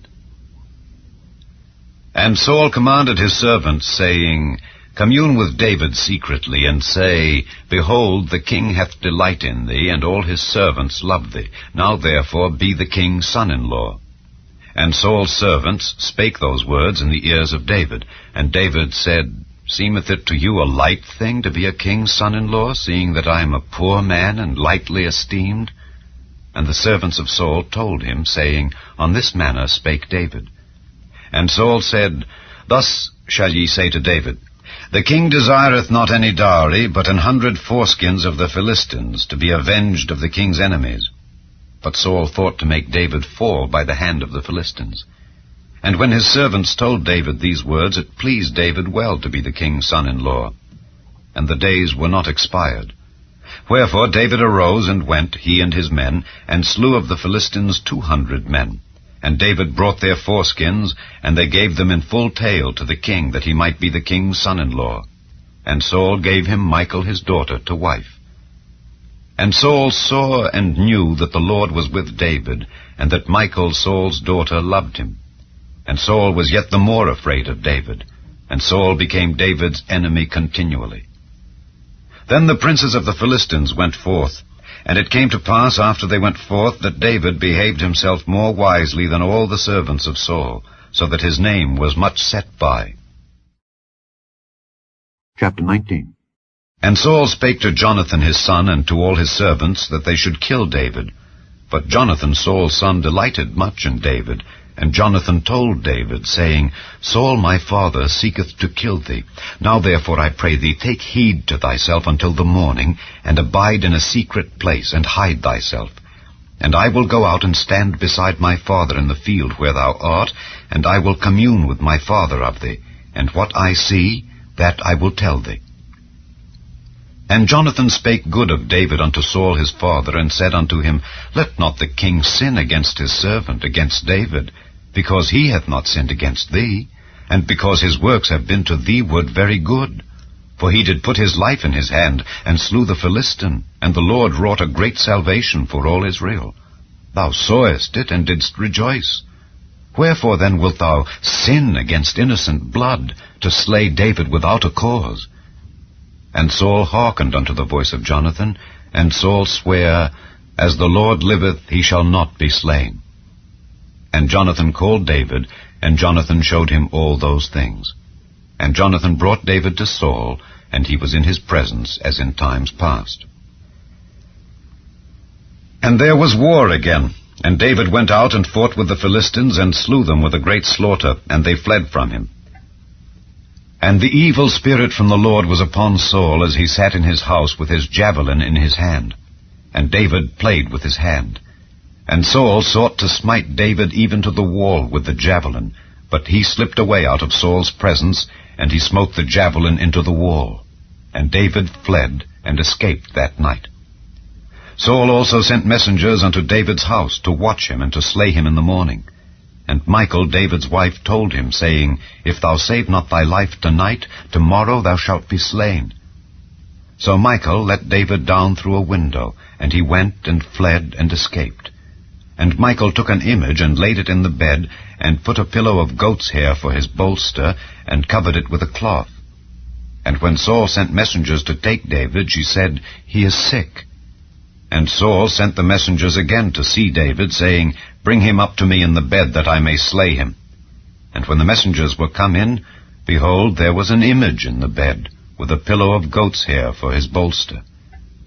And Saul said unto Michal, Why hast thou deceived me so, and sent away mine enemy, that he is escaped? And Michal answered Saul, He said unto me, Let me go, why should I kill thee? So David fled and escaped, and came to Samuel to Ramah, and told him all that Saul had done to him. And he and Samuel went and dwelt in Naioth. And it was told Saul, saying, Behold, David is at Naioth in Ramah. And Saul sent messengers to take David. And when they saw the company of the prophets prophesying, and Samuel standing as appointed over them, the Spirit of God was upon the messengers of Saul, and they also prophesied. And when it was told Saul, he sent other messengers, and they prophesied likewise. And Saul sent messengers again the third time, and they prophesied also. Then went he also to Ramah, and came to a great well that is in Seku. And he asked and said, Where are Samuel and David? And one said, Behold, they be at Naioth in Ramah. And he went thither to Naioth in Ramah, and the Spirit of God was upon him also. And he went on and prophesied until he came to Naioth in Ramah. And he stripped off his clothes also, and prophesied before Samuel in like manner, and lay down naked all that day and all that night. Wherefore they say, Is Saul also among the prophets? Chapter 20. And David fled from Naioth in Ramah, and came and said before Jonathan, What have I done? What is mine iniquity? And what is my sin before thy father, that he seeketh my life? And he said unto him, God forbid, thou shalt not die. Behold, my father will do nothing, either great or small, but that he will show it me. And why should my father hide this thing from me? It is not so. And David sware moreover, and said, Thy father certainly knoweth that I have found grace in thine eyes. And he saith, Let not Jonathan know this, lest he be grieved. But truly, as the Lord liveth, and as thy soul liveth, there is but a step between me and death. Then said Jonathan unto David, Whatsoever thy soul desireth, I will even do it for thee. And David said unto Jonathan, Behold, tomorrow is the new moon, and I should not fail to sit with the king at meat. But let me go, that I may hide myself in the field unto the third day at even. If thy father at all miss me, then say, David earnestly asked leave of me, that he might run to Bethlehem his city, for there is a yearly sacrifice there for all the family. If he say thus, It is well, thy servant shall have peace. But if he be very wroth, then be sure that evil is determined by him. Therefore thou shalt deal kindly with thy servant, for thou hast brought thy servant into a covenant of the Lord with thee. Notwithstanding, if there be in me iniquity, slay me thyself. For why shouldest thou bring me to thy father? And Jonathan said, Far be it from thee. For if I knew certainly that evil were determined by my father to come upon thee, then would not I tell it thee? Then said David to Jonathan, Who shall tell me? Or what if thy father answer thee roughly? And Jonathan said unto David, Come, and let us go out into the field. And they went out both of them into the field. And Jonathan said unto David, O Lord God of Israel, When I have sounded my father about tomorrow any time, or the third day, and behold, if there be good toward David, and I then send not unto thee, and show it thee, the Lord do so and much more to Jonathan. But if it please my father to do thee evil, then I will show it thee, and send thee away, that thou mayest go in peace. And the Lord be with thee, as he hath been with my father. And thou shalt not only, while yet I live, show me the kindness of the Lord, that I die not, but also thou shalt not cut off thy kindness from my house forever. No, not when the Lord hath cut off the enemies of David, every one from the face of the earth. So Jonathan made a covenant with the house of David, saying, Let the Lord even require it at the hand of David's enemies. And Jonathan caused David to swear again, because he loved him. For he loved him as he loved his own soul. Then Jonathan said to David, Tomorrow is the new moon, and thou shalt be missed, because thy seat will be empty. And when thou hast stayed 3 days, then thou shalt go down quickly, and come to the place where thou didst hide thyself when the business was in hand, and shalt remain by the stone Ezel. And I will shoot 3 arrows on the side thereof, as though I shot at a mark. And behold, I will send a lad, saying, Go find out the arrows. If I expressly say unto the lad, Behold, the arrows are on this side of thee, take them, then come thou, for there is peace to thee, and no hurt, as the Lord liveth. But if I say thus unto the young man, Behold, the arrows are beyond thee, go thy way, for the Lord hath sent thee away. And as touching the matter which thou and I have spoken of, behold, the Lord be between thee and me forever. So David hid himself in the field, and when the new moon was come, the king sat him down to eat meat. And the king sat upon his seat, as at other times, even upon a seat by the wall. And Jonathan arose, and Abner sat by Saul's side, and David's place was empty. Nevertheless, Saul spake not anything that day, for he thought, Something hath befallen him. He is not clean. Surely he is not clean. And it came to pass on the morrow, which was the 2nd day of the month, that David's place was empty. And Saul said unto Jonathan his son, Wherefore cometh not the son of Jesse to meat, neither yesterday nor today? And Jonathan answered Saul, David earnestly asked leave of me to go to Bethlehem, and he said, Let me go, I pray thee, for our family hath a sacrifice in the city, and my brother he hath commanded me to be there. And now, if I have found favor in thine eyes, let me get away, I pray thee, and see my brethren. Therefore he cometh not unto the king's table. Then Saul's anger was kindled against Jonathan, and he said unto him, Thou son of the perverse rebellious woman, do not I know that thou hast chosen the son of Jesse to thine own confusion, and unto the confusion of thy mother's nakedness? For as long as the son of Jesse liveth upon the ground, thou shalt not be established, nor thy kingdom. Wherefore now send and fetch him unto me, for he shall surely die. And Jonathan answered Saul his father, and said unto him, Wherefore shall he be slain? What hath he done? And Saul cast a javelin at him to smite him, whereby Jonathan knew that it was determined of his father to slay David. So Jonathan arose from the table in fierce anger, and did eat no meat the 2nd day of the month, for he was grieved for David, because his father had done him shame. And it came to pass in the morning that Jonathan went out into the field at the time appointed with David, and a little lad with him. And he said unto his lad, Run, find out now the arrows which I shoot. And as the lad ran, he shot an arrow beyond him. And when the lad was come to the place of the arrow which Jonathan had shot, Jonathan cried after the lad, and said, Is not the arrow beyond thee? And Jonathan cried after the lad, Make speed, haste, stay not. And Jonathan's lad gathered up the arrows, and came to his master. But the lad knew not anything, only Jonathan and David knew the matter. And Jonathan gave his artillery unto his lad, and said unto him, Go, carry them to the city.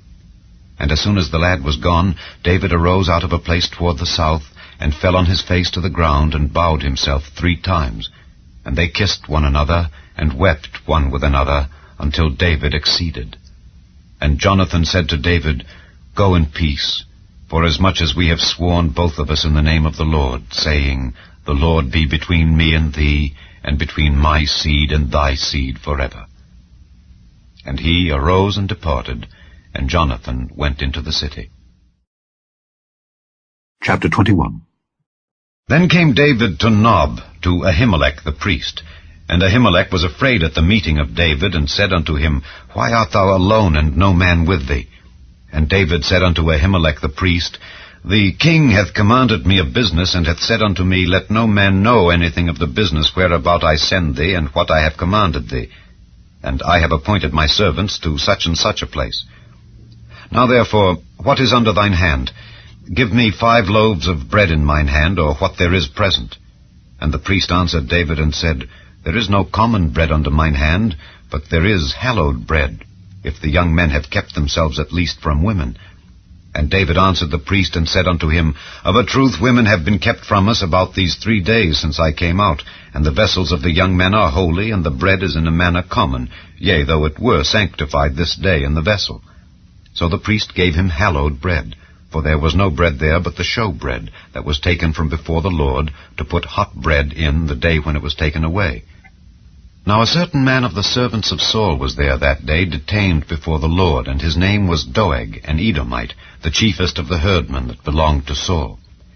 And David said unto Ahimelech, And is there not here under thine hand spear or sword? For I have neither brought my sword nor my weapons with me, because the king's business required haste. And the priest said, The sword of Goliath the Philistine, whom thou slewest in the valley of Elah, behold, it is here wrapped in a cloth behind the ephod. If thou wilt take that, take it, for there is no other save that here. And David said, There is none like that. Give it me. And David arose and fled that day for fear of Saul, and went to Achish the king of Gath. And the servants of Achish said unto him, Is not this David the king of the land?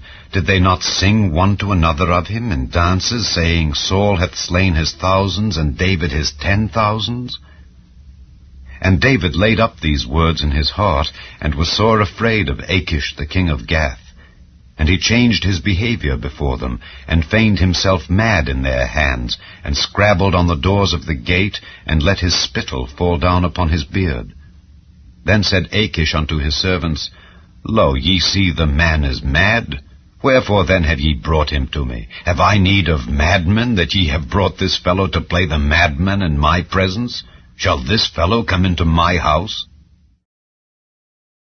Chapter 22. David therefore departed thence, and escaped to the cave Adullam.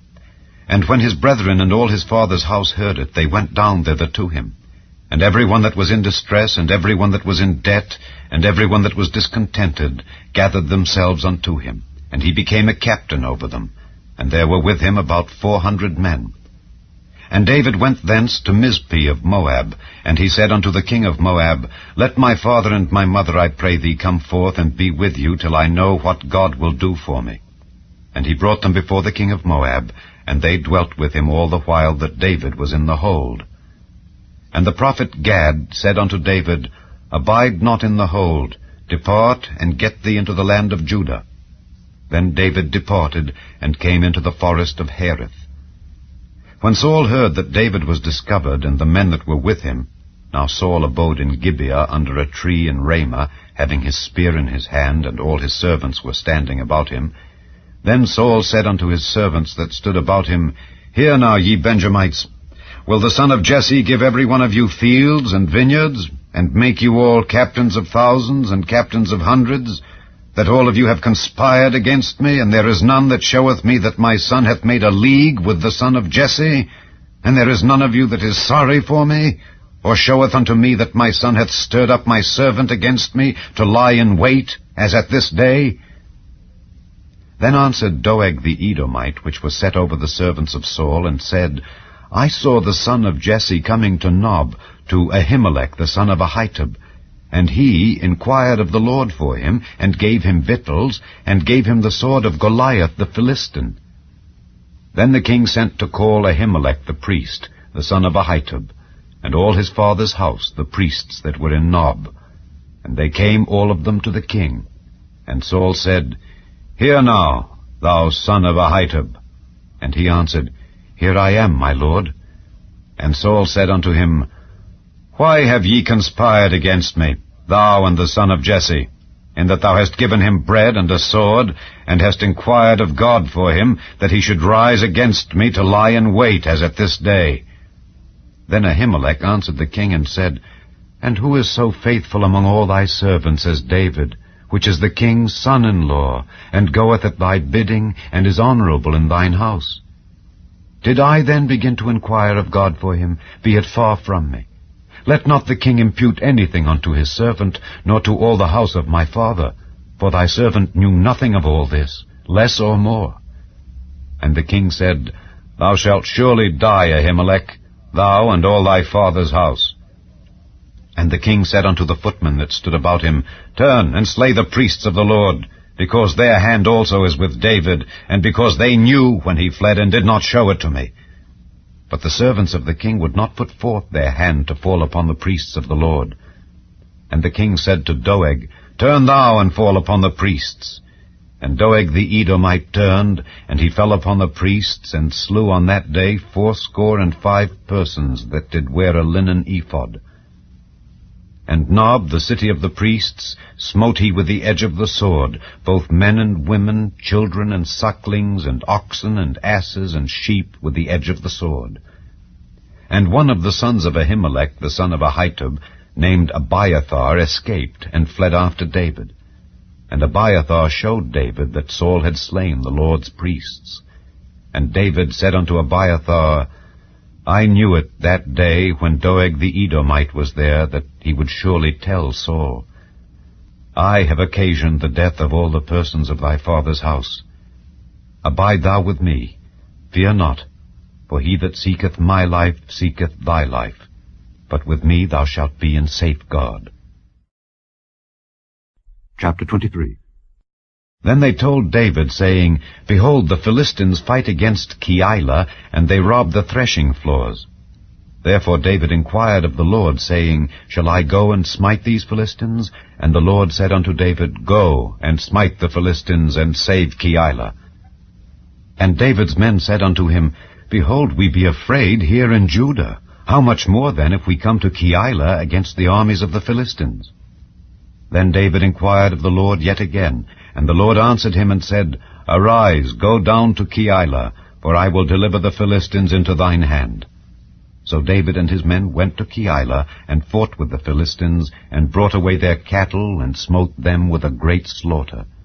So David saved the inhabitants of Keilah. And it came to pass, when Abiathar the son of Ahimelech fled to David to Keilah, that he came down with an ephod in his hand. And it was told Saul that David was come to Keilah.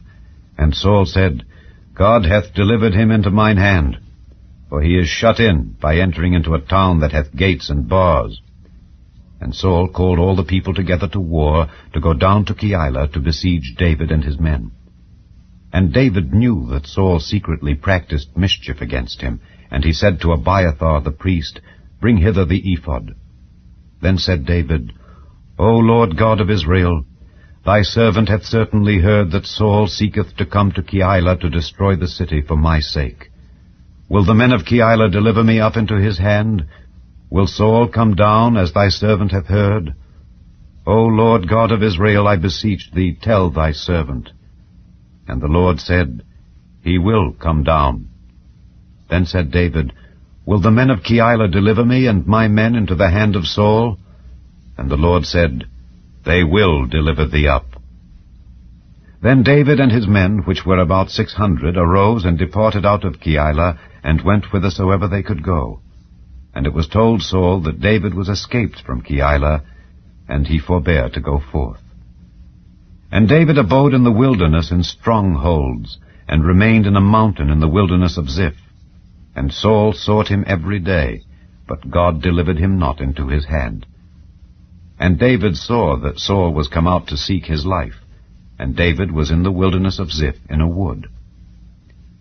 And Jonathan, Saul's son, arose, and went to David into the wood, and strengthened his hand in God. And he said unto him, Fear not, for the hand of Saul my father shall not find thee, and thou shalt be king over Israel, and I shall be next unto thee. And that also Saul my father knoweth. And they two made a covenant before the Lord. And David abode in the wood, and Jonathan went to his house. Then came up the Ziphites to Saul to Gibeah, saying, Doth not David hide himself with us in strongholds in the wood, in the hill of Hachilah, which is on the south of Jeshimon?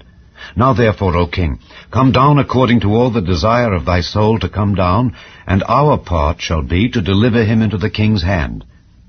And Saul said, Blessed be ye of the Lord, for ye have compassion on me. Go, I pray you, prepare yet, and know and see his place where his haunt is, and who hath seen him there, for it is told me that he dealeth very subtilly. See therefore, and take knowledge of all the lurking places where he hideth himself, and come ye again to me with this certainty, and I will go with you. And it shall come to pass, if he be in the land, that I will search him out throughout all the thousands of Judah. And they arose and went to Ziph before Saul. But David and his men were in the wilderness of Maon, in the plain on the south of Jeshimon. Saul also and his men went to seek him. And they told David, wherefore he came down into a rock, and abode in the wilderness of Maon. And when Saul heard that, he pursued after David in the wilderness of Maon. And Saul went on this side of the mountain, and David and his men on that side of the mountain. And David made haste to get away for fear of Saul, for Saul and his men compassed David and his men round about to take them. But there came a messenger unto Saul, saying, Haste thee and come, for the Philistines have invaded the land. Wherefore Saul returned from pursuing after David, and went against the Philistines. Therefore they called that place Selah Hamalekoth. And David went up from thence, and dwelt in strongholds at Engedi. Chapter 24. And it came to pass, when Saul was returned from following the Philistines, that it was told him, saying, Behold, David is in the wilderness of Engedi. Then Saul took 3,000 chosen men out of all Israel, and went to seek David and his men upon the rocks of the wild goats. And he came to the sheepcotes by the way, where was a cave. And Saul went in to cover his feet. And David and his men remained in the sides of the cave. And the men of David said unto him, Behold, the day of which the Lord said unto thee, Behold, I will deliver thine enemy into thine hand, that thou mayest do to him as it shall seem good unto thee. Then David arose, and cut off the skirt of Saul's robe privily. And it came to pass afterward, that David's heart smote him, because he had cut off Saul's skirt. And he said unto his men, The Lord forbid that I should do this thing unto my master, the Lord's anointed, to stretch forth mine hand against him, seeing he is the anointed of the Lord. So David stayed his servants with these words, and suffered them not to rise against Saul. But Saul rose up out of the cave, and went on his way.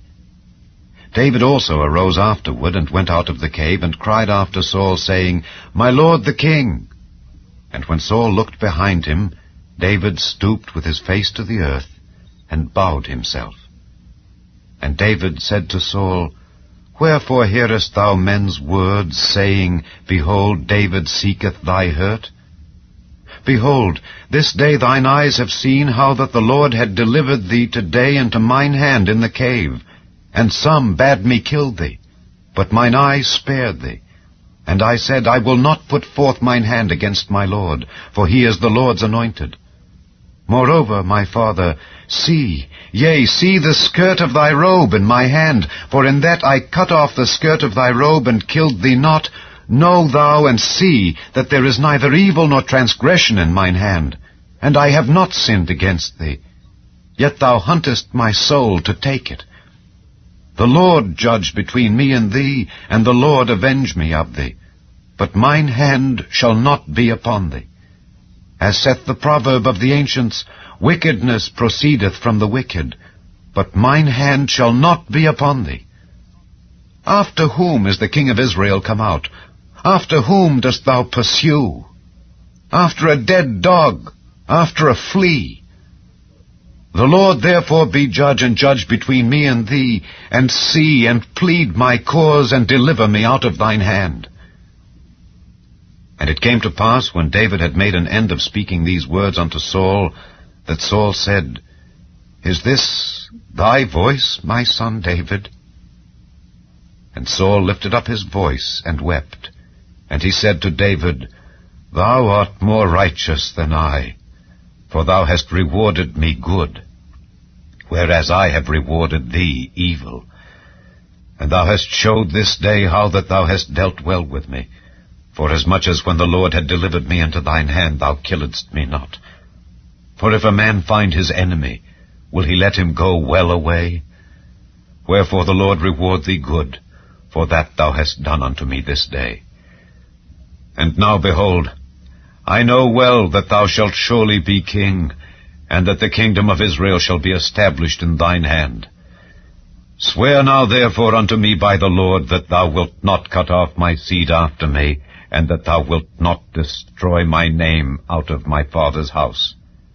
And David sware unto Saul, and Saul went home. But David and his men gat them up unto the hold. Chapter 25. And Samuel died, and all the Israelites were gathered together, and lamented him, and buried him in his house at Ramah. And David arose, and went down to the wilderness of Paran. And there was a man in Maon, whose possessions were in Carmel. And the man was very great, and he had 3,000 sheep and 1,000 goats, and he was shearing his sheep in Carmel.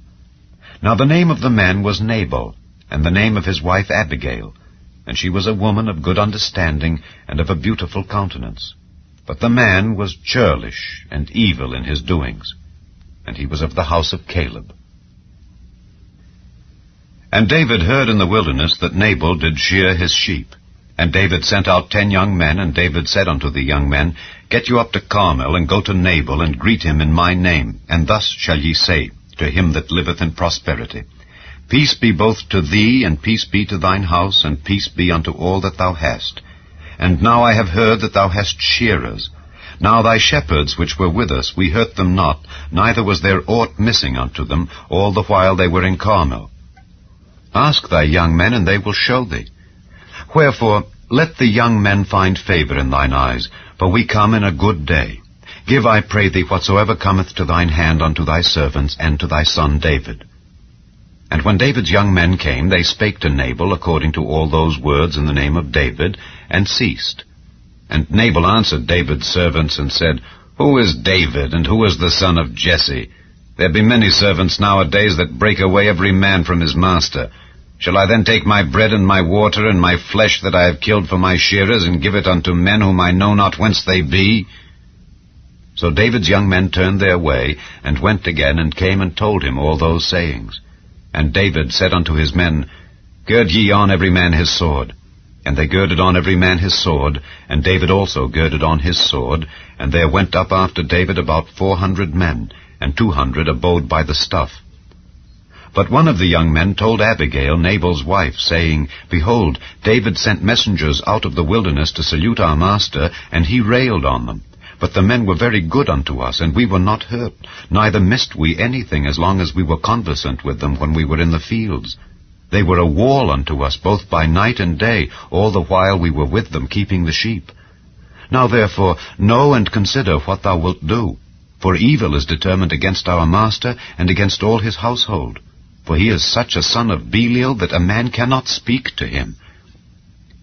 Then Abigail made haste, and took 200 loaves, and 2 bottles of wine, and 5 sheep ready dressed, and 5 measures of parched corn, and 100 clusters of raisins, and 200 cakes of figs, and laid them on asses.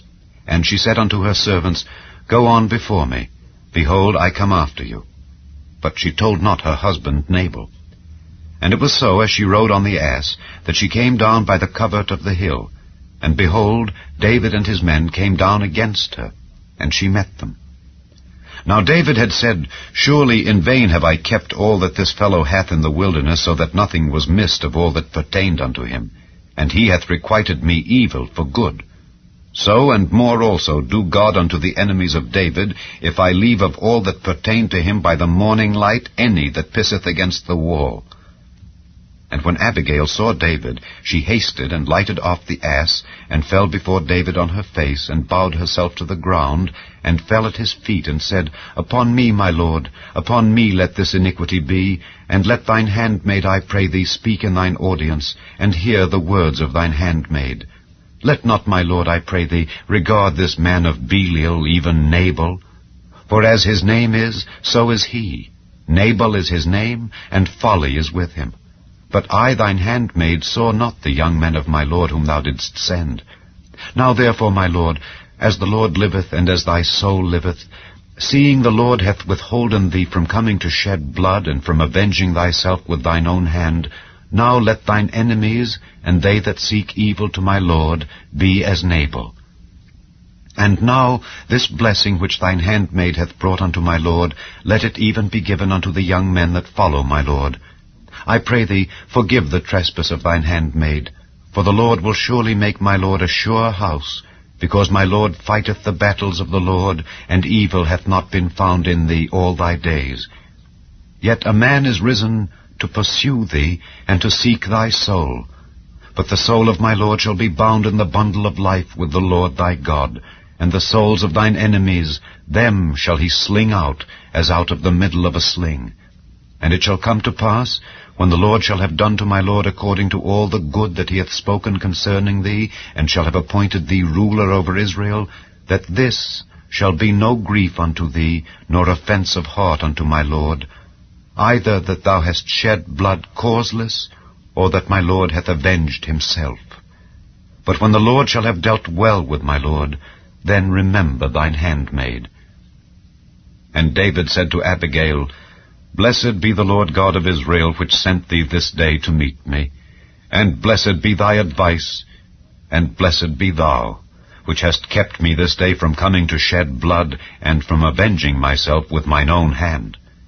For in very deed, as the Lord God of Israel liveth, which hath kept me back from hurting thee, except thou hadst hasted and come to meet me, surely there had not been left unto Nabal by the morning light any that pisseth against the wall.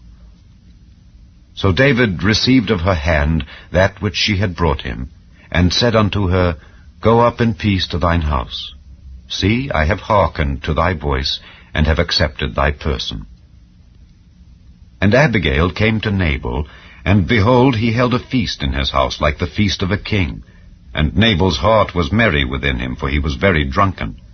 Wherefore she told him nothing, less or more, until the morning light. But it came to pass in the morning, when the wine was gone out of Nabal, and his wife had told him these things, that his heart died within him, and he became as a stone. And it came to pass about 10 days after, that the Lord smote Nabal, that he died.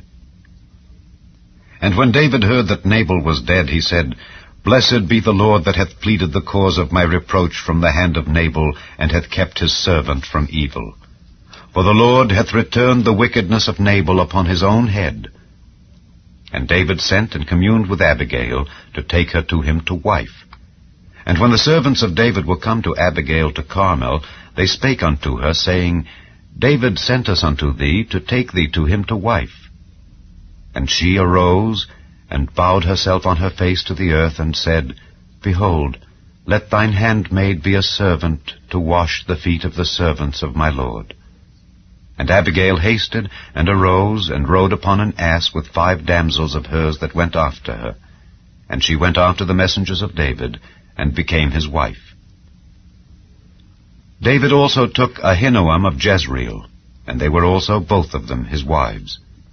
But Saul had given Michal his daughter, David's wife, to Phalti the son of Laish, which was of Galim. Chapter 26. And the Ziphites came unto Saul to Gibeah, saying, Doth not David hide himself in the hill of Hachilah, which is before Jeshimon?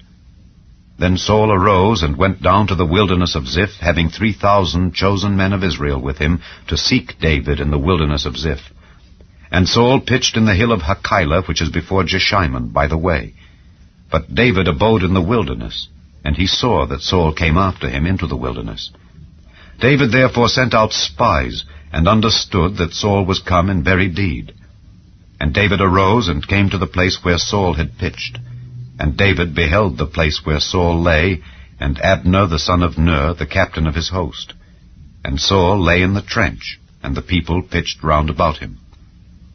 Then answered David and said to Ahimelech the Hittite, and to Abishai the son of Zeruiah, brother to Joab, saying, Who will go down with me to Saul to the camp? And Abishai said, I will go down with thee. So David and Abishai came to the people by night. And behold, Saul lay sleeping within the trench, and his spear stuck in the ground at his bolster. But Abner and the people lay round about him. Then said Abishai to David, God hath delivered thine enemy into thine hand this day. Now therefore let me smite him, I pray thee, with the spear, even to the earth at once, and I will not smite him the second time. And David said to Abishai, Destroy him not. For who can stretch forth his hand against the Lord's anointed, and be guiltless? David said furthermore, As the Lord liveth, the Lord shall smite him, or his day shall come to die, or he shall descend into battle and perish. The Lord forbid that I should stretch forth mine hand against the Lord's anointed. But I pray thee, take thou now the spear that is at his bolster, and the cruse of water, and let us go. So David took the spear and the cruse of water from Saul's bolster, and they gat them away, and no man saw it, nor knew it, neither awaked, for they were all asleep, because a deep sleep from the Lord was fallen upon them. Then David went over to the other side, and stood on the top of an hill afar off, a great space being between them. And David cried to the people, and to Abner the son of Ner, saying, Answerest thou not, Abner? Then Abner answered and said, Who art thou that criest to the king? And David said to Abner, Art not thou a valiant man? And who is like to thee in Israel? Wherefore then hast thou not kept thy lord the king? For there came one of the people in to destroy the king thy lord. This thing is not good that thou hast done. As the Lord liveth, ye are worthy to die, because ye have not kept your master the Lord's anointed. And now see where the king's spear is, and the cruse of water that was at his bolster. And Saul knew David's voice, and said, Is this thy voice, my son David? And David said, It is my voice, my lord, O king. And he said, Wherefore doth my lord thus pursue after his servant? For what have I done, or what evil is in mine hand? Now therefore I pray thee, let my lord the king hear the words of his servant. If the Lord have stirred thee up against me, let him accept an offering. But if they be the children of men, cursed be they before the Lord. For they have driven me out this day from abiding in the inheritance of the Lord, saying, Go, serve other gods. Now therefore, let not my blood fall to the earth before the face of the Lord. For the king of Israel is come out to seek a flea, as when one doth hunt a partridge in the mountains. Then said Saul, I have sinned. Return, my son David, for I will no more do thee harm, because my soul was precious in thine eyes this day. Behold, I have played the fool, and have erred exceedingly. And David answered and said, Behold the king's spear, and let one of the young men come over and fetch it. The Lord render to every man his righteousness and his faithfulness. For the Lord delivered thee into my hand today, but I would not stretch forth mine hand against the Lord's anointed. And behold, as thy life was much set by this day in mine eyes, so let my life be much set by in the eyes of the Lord, and let him deliver me out of all tribulation. Then Saul said to David, Blessed be thou, my son David. Thou shalt both do great things, and also shalt still prevail. So David went on his way, and Saul returned to his place. Chapter 27. And David said in his heart, I shall now perish one day by the hand of Saul. There is nothing better for me than that I should speedily escape into the land of the Philistines.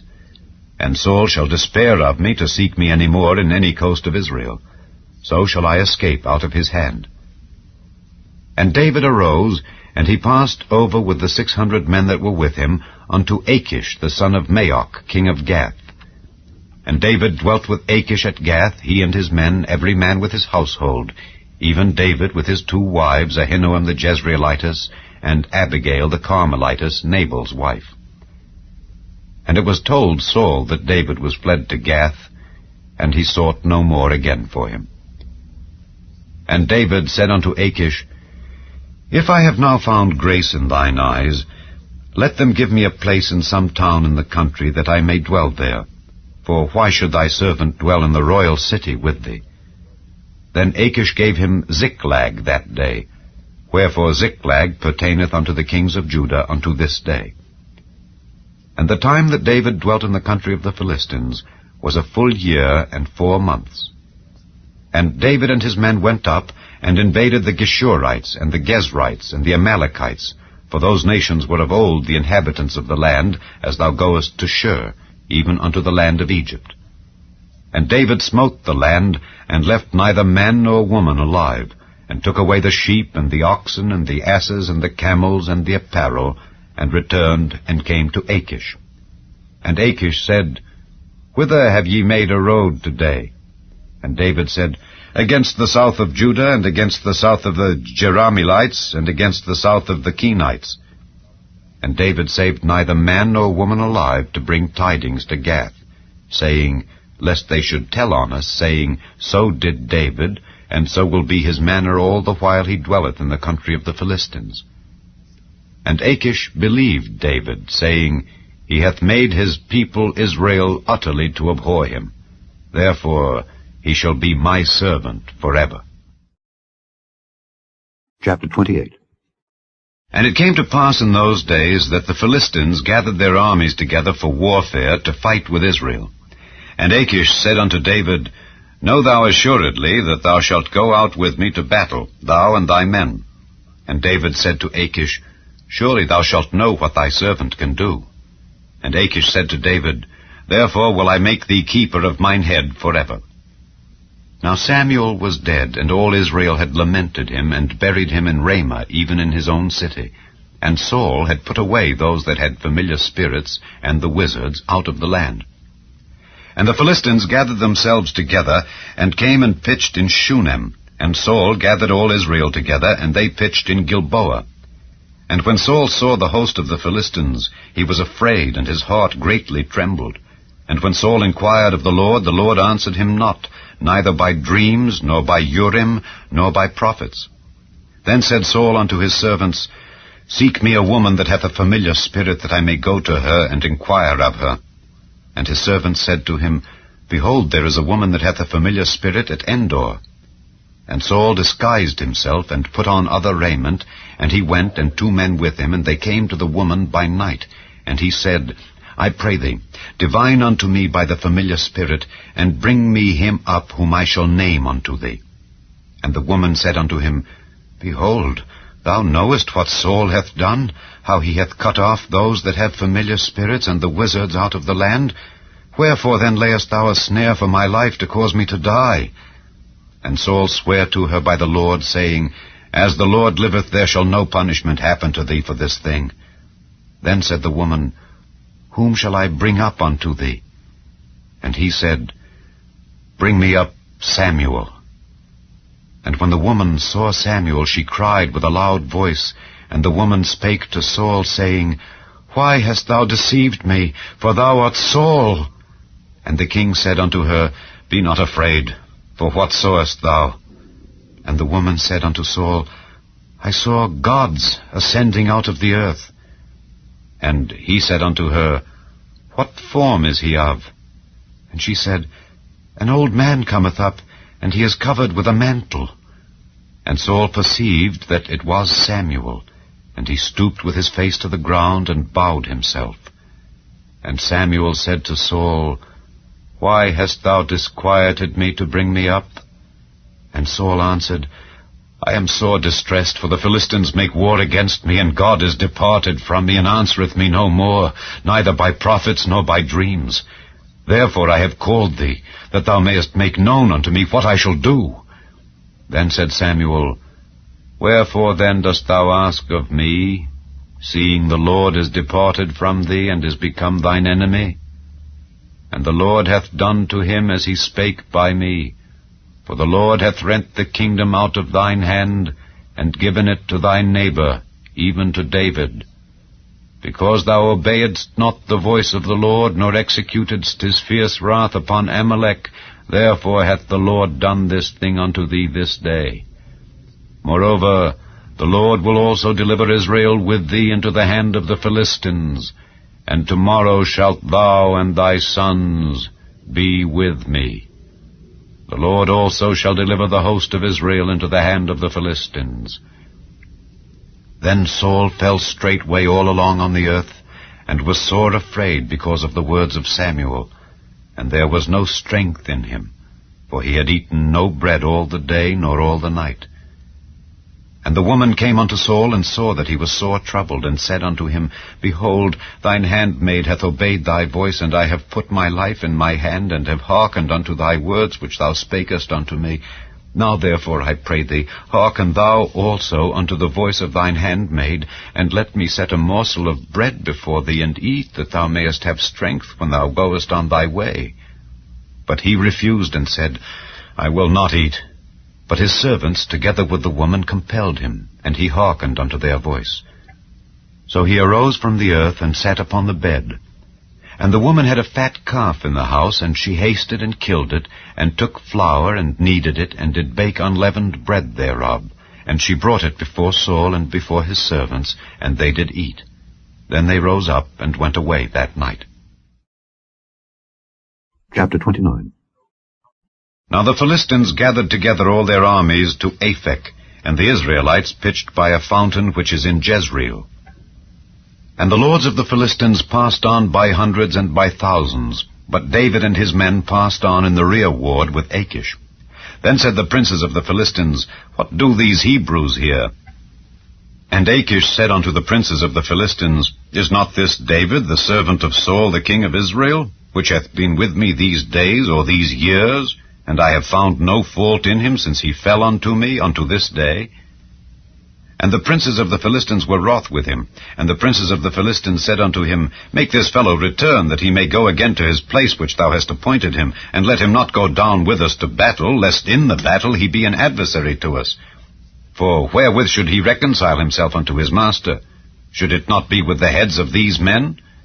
Is not this David, of whom they sang one to another in dances, saying, Saul slew his thousands, and David his 10,000s? Then Achish called David, and said unto him, Surely as the Lord liveth, thou hast been upright, and thy going out and thy coming in with me in the host is good in my sight. For I have not found evil in thee since the day of thy coming unto me unto this day. Nevertheless the Lord's favour thee not.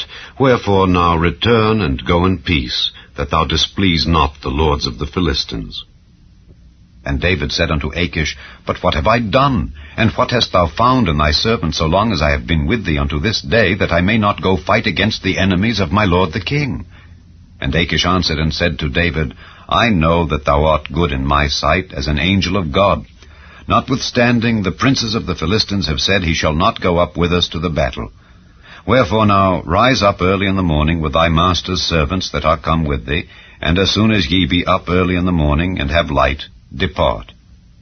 So David and his men rose up early to depart in the morning, to return into the land of the Philistines. And the Philistines went up to Jezreel. Chapter 30. And it came to pass, when David and his men were come to Ziklag on the third day, that the Amalekites had invaded the south and Ziklag, and smitten Ziklag, and burned it with fire, and had taken the women captives that were therein. They slew not any, either great or small, but carried them away, and went on their way. So David and his men came to the city, and behold, it was burned with fire, and their wives and their sons and their daughters were taken captives. Then David and the people that were with him lifted up their voice and wept, until they had no more power to weep. And David's 2 wives were taken captives, Ahinoam the Jezreelitess, and Abigail the wife of Nabal the Carmelite. And David was greatly distressed, for the people spake of stoning him, because the soul of all the people was grieved, every man for his sons and for his daughters. But David encouraged himself in the Lord his God. And David said to Abiathar the priest, Ahimelech's son, I pray thee, bring me hither the ephod. And Abiathar brought thither the ephod to David. And David inquired at the Lord, saying, Shall I pursue after this troop? Shall I overtake them? And he answered him, Pursue, for thou shalt surely overtake them, and without fail recover all. So David went, he and the 600 men that were with him, and came to the brook Besor, where those that were left behind stayed. But David pursued, he and 400 men, for 200 abode behind, which were so faint that they could not go over the brook Besor. And they found an Egyptian in the field, and brought him to David, and gave him bread, and he did eat, and they made him drink water. And they gave him a piece of a cake of figs, and 2 clusters of raisins. And when he had eaten, his spirit came again to him, for he had eaten no bread nor drunk any water 3 days and 3 nights. And David said unto him, To whom belongest thou? And whence art thou? And he said, I am a young man of Egypt, servant to an Amalekite, and my master left me, because 3 days agone I fell sick. We made an invasion upon the south of the Kerethites, and upon the coast which belongeth to Judah, and upon the south of Caleb, and we burned Ziklag with fire. And David said to him, Canst thou bring me down to this company? And he said, Swear unto me by God that thou wilt neither kill me nor deliver me into the hands of my master, and I will bring thee down to this company. And when he had brought him down, behold, they were spread abroad upon all the earth, eating and drinking and dancing, because of all the great spoil that they had taken out of the land of the Philistines and out of the land of Judah. And David smote them from the twilight even unto the evening of the next day, and there escaped not a man of them, save 400 young men which rode upon camels and fled. And David recovered all that the Amalekites had carried away, and David rescued his 2 wives. And there was nothing lacking to them, neither small nor great, neither sons nor daughters, neither spoil nor anything that they had taken to them. David recovered all. And David took all the flocks and the herds which they drave before those other cattle, and said, This is David's spoil. And David came to the 200 men which were so faint that they could not follow David, whom they had made also to abide at the brook Besor. And they went forth to meet David, and to meet the people that were with him. And when David came near to the people, he saluted them. Then answered all the wicked men and men of Belial of those that went with David, and said, Because they went not with us, we will not give them aught of the spoil that we have recovered, save to every man his wife and his children, that they may lead them away and depart. Then said David, Ye shall not do so, my brethren, with that which the Lord hath given us, who hath preserved us, and delivered the company that came against us into our hand. For who will hearken unto you in this matter?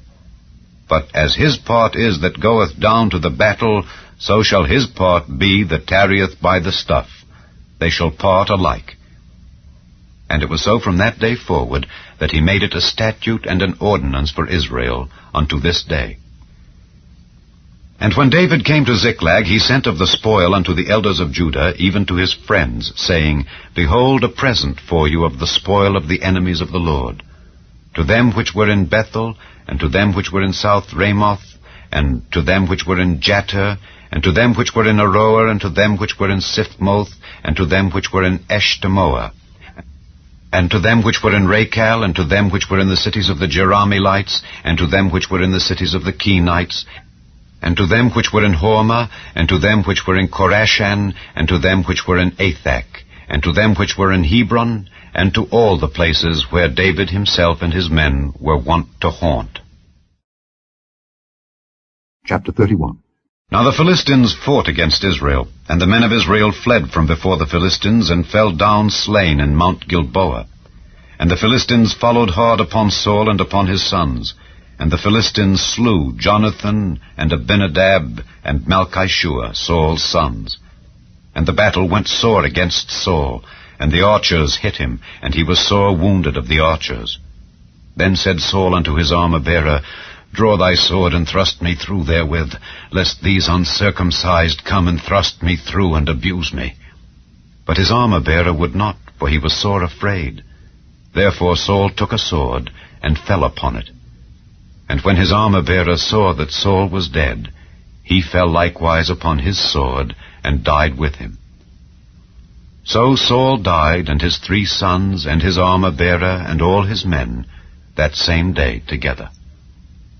And when the men of Israel that were on the other side of the valley, and they that were on the other side Jordan, saw that the men of Israel fled, and that Saul and his sons were dead, they forsook the cities and fled, and the Philistines came and dwelt in them.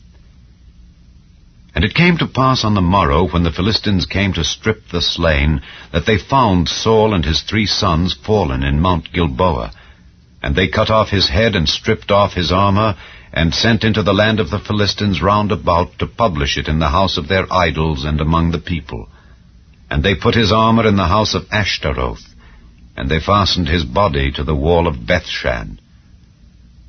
And when the inhabitants of Jabesh-Gilead heard of that which the Philistines had done to Saul, all the valiant men arose, and went all night, and took the body of Saul and the bodies of his sons from the wall of Bethshan, and came to Jabesh, and burnt them there.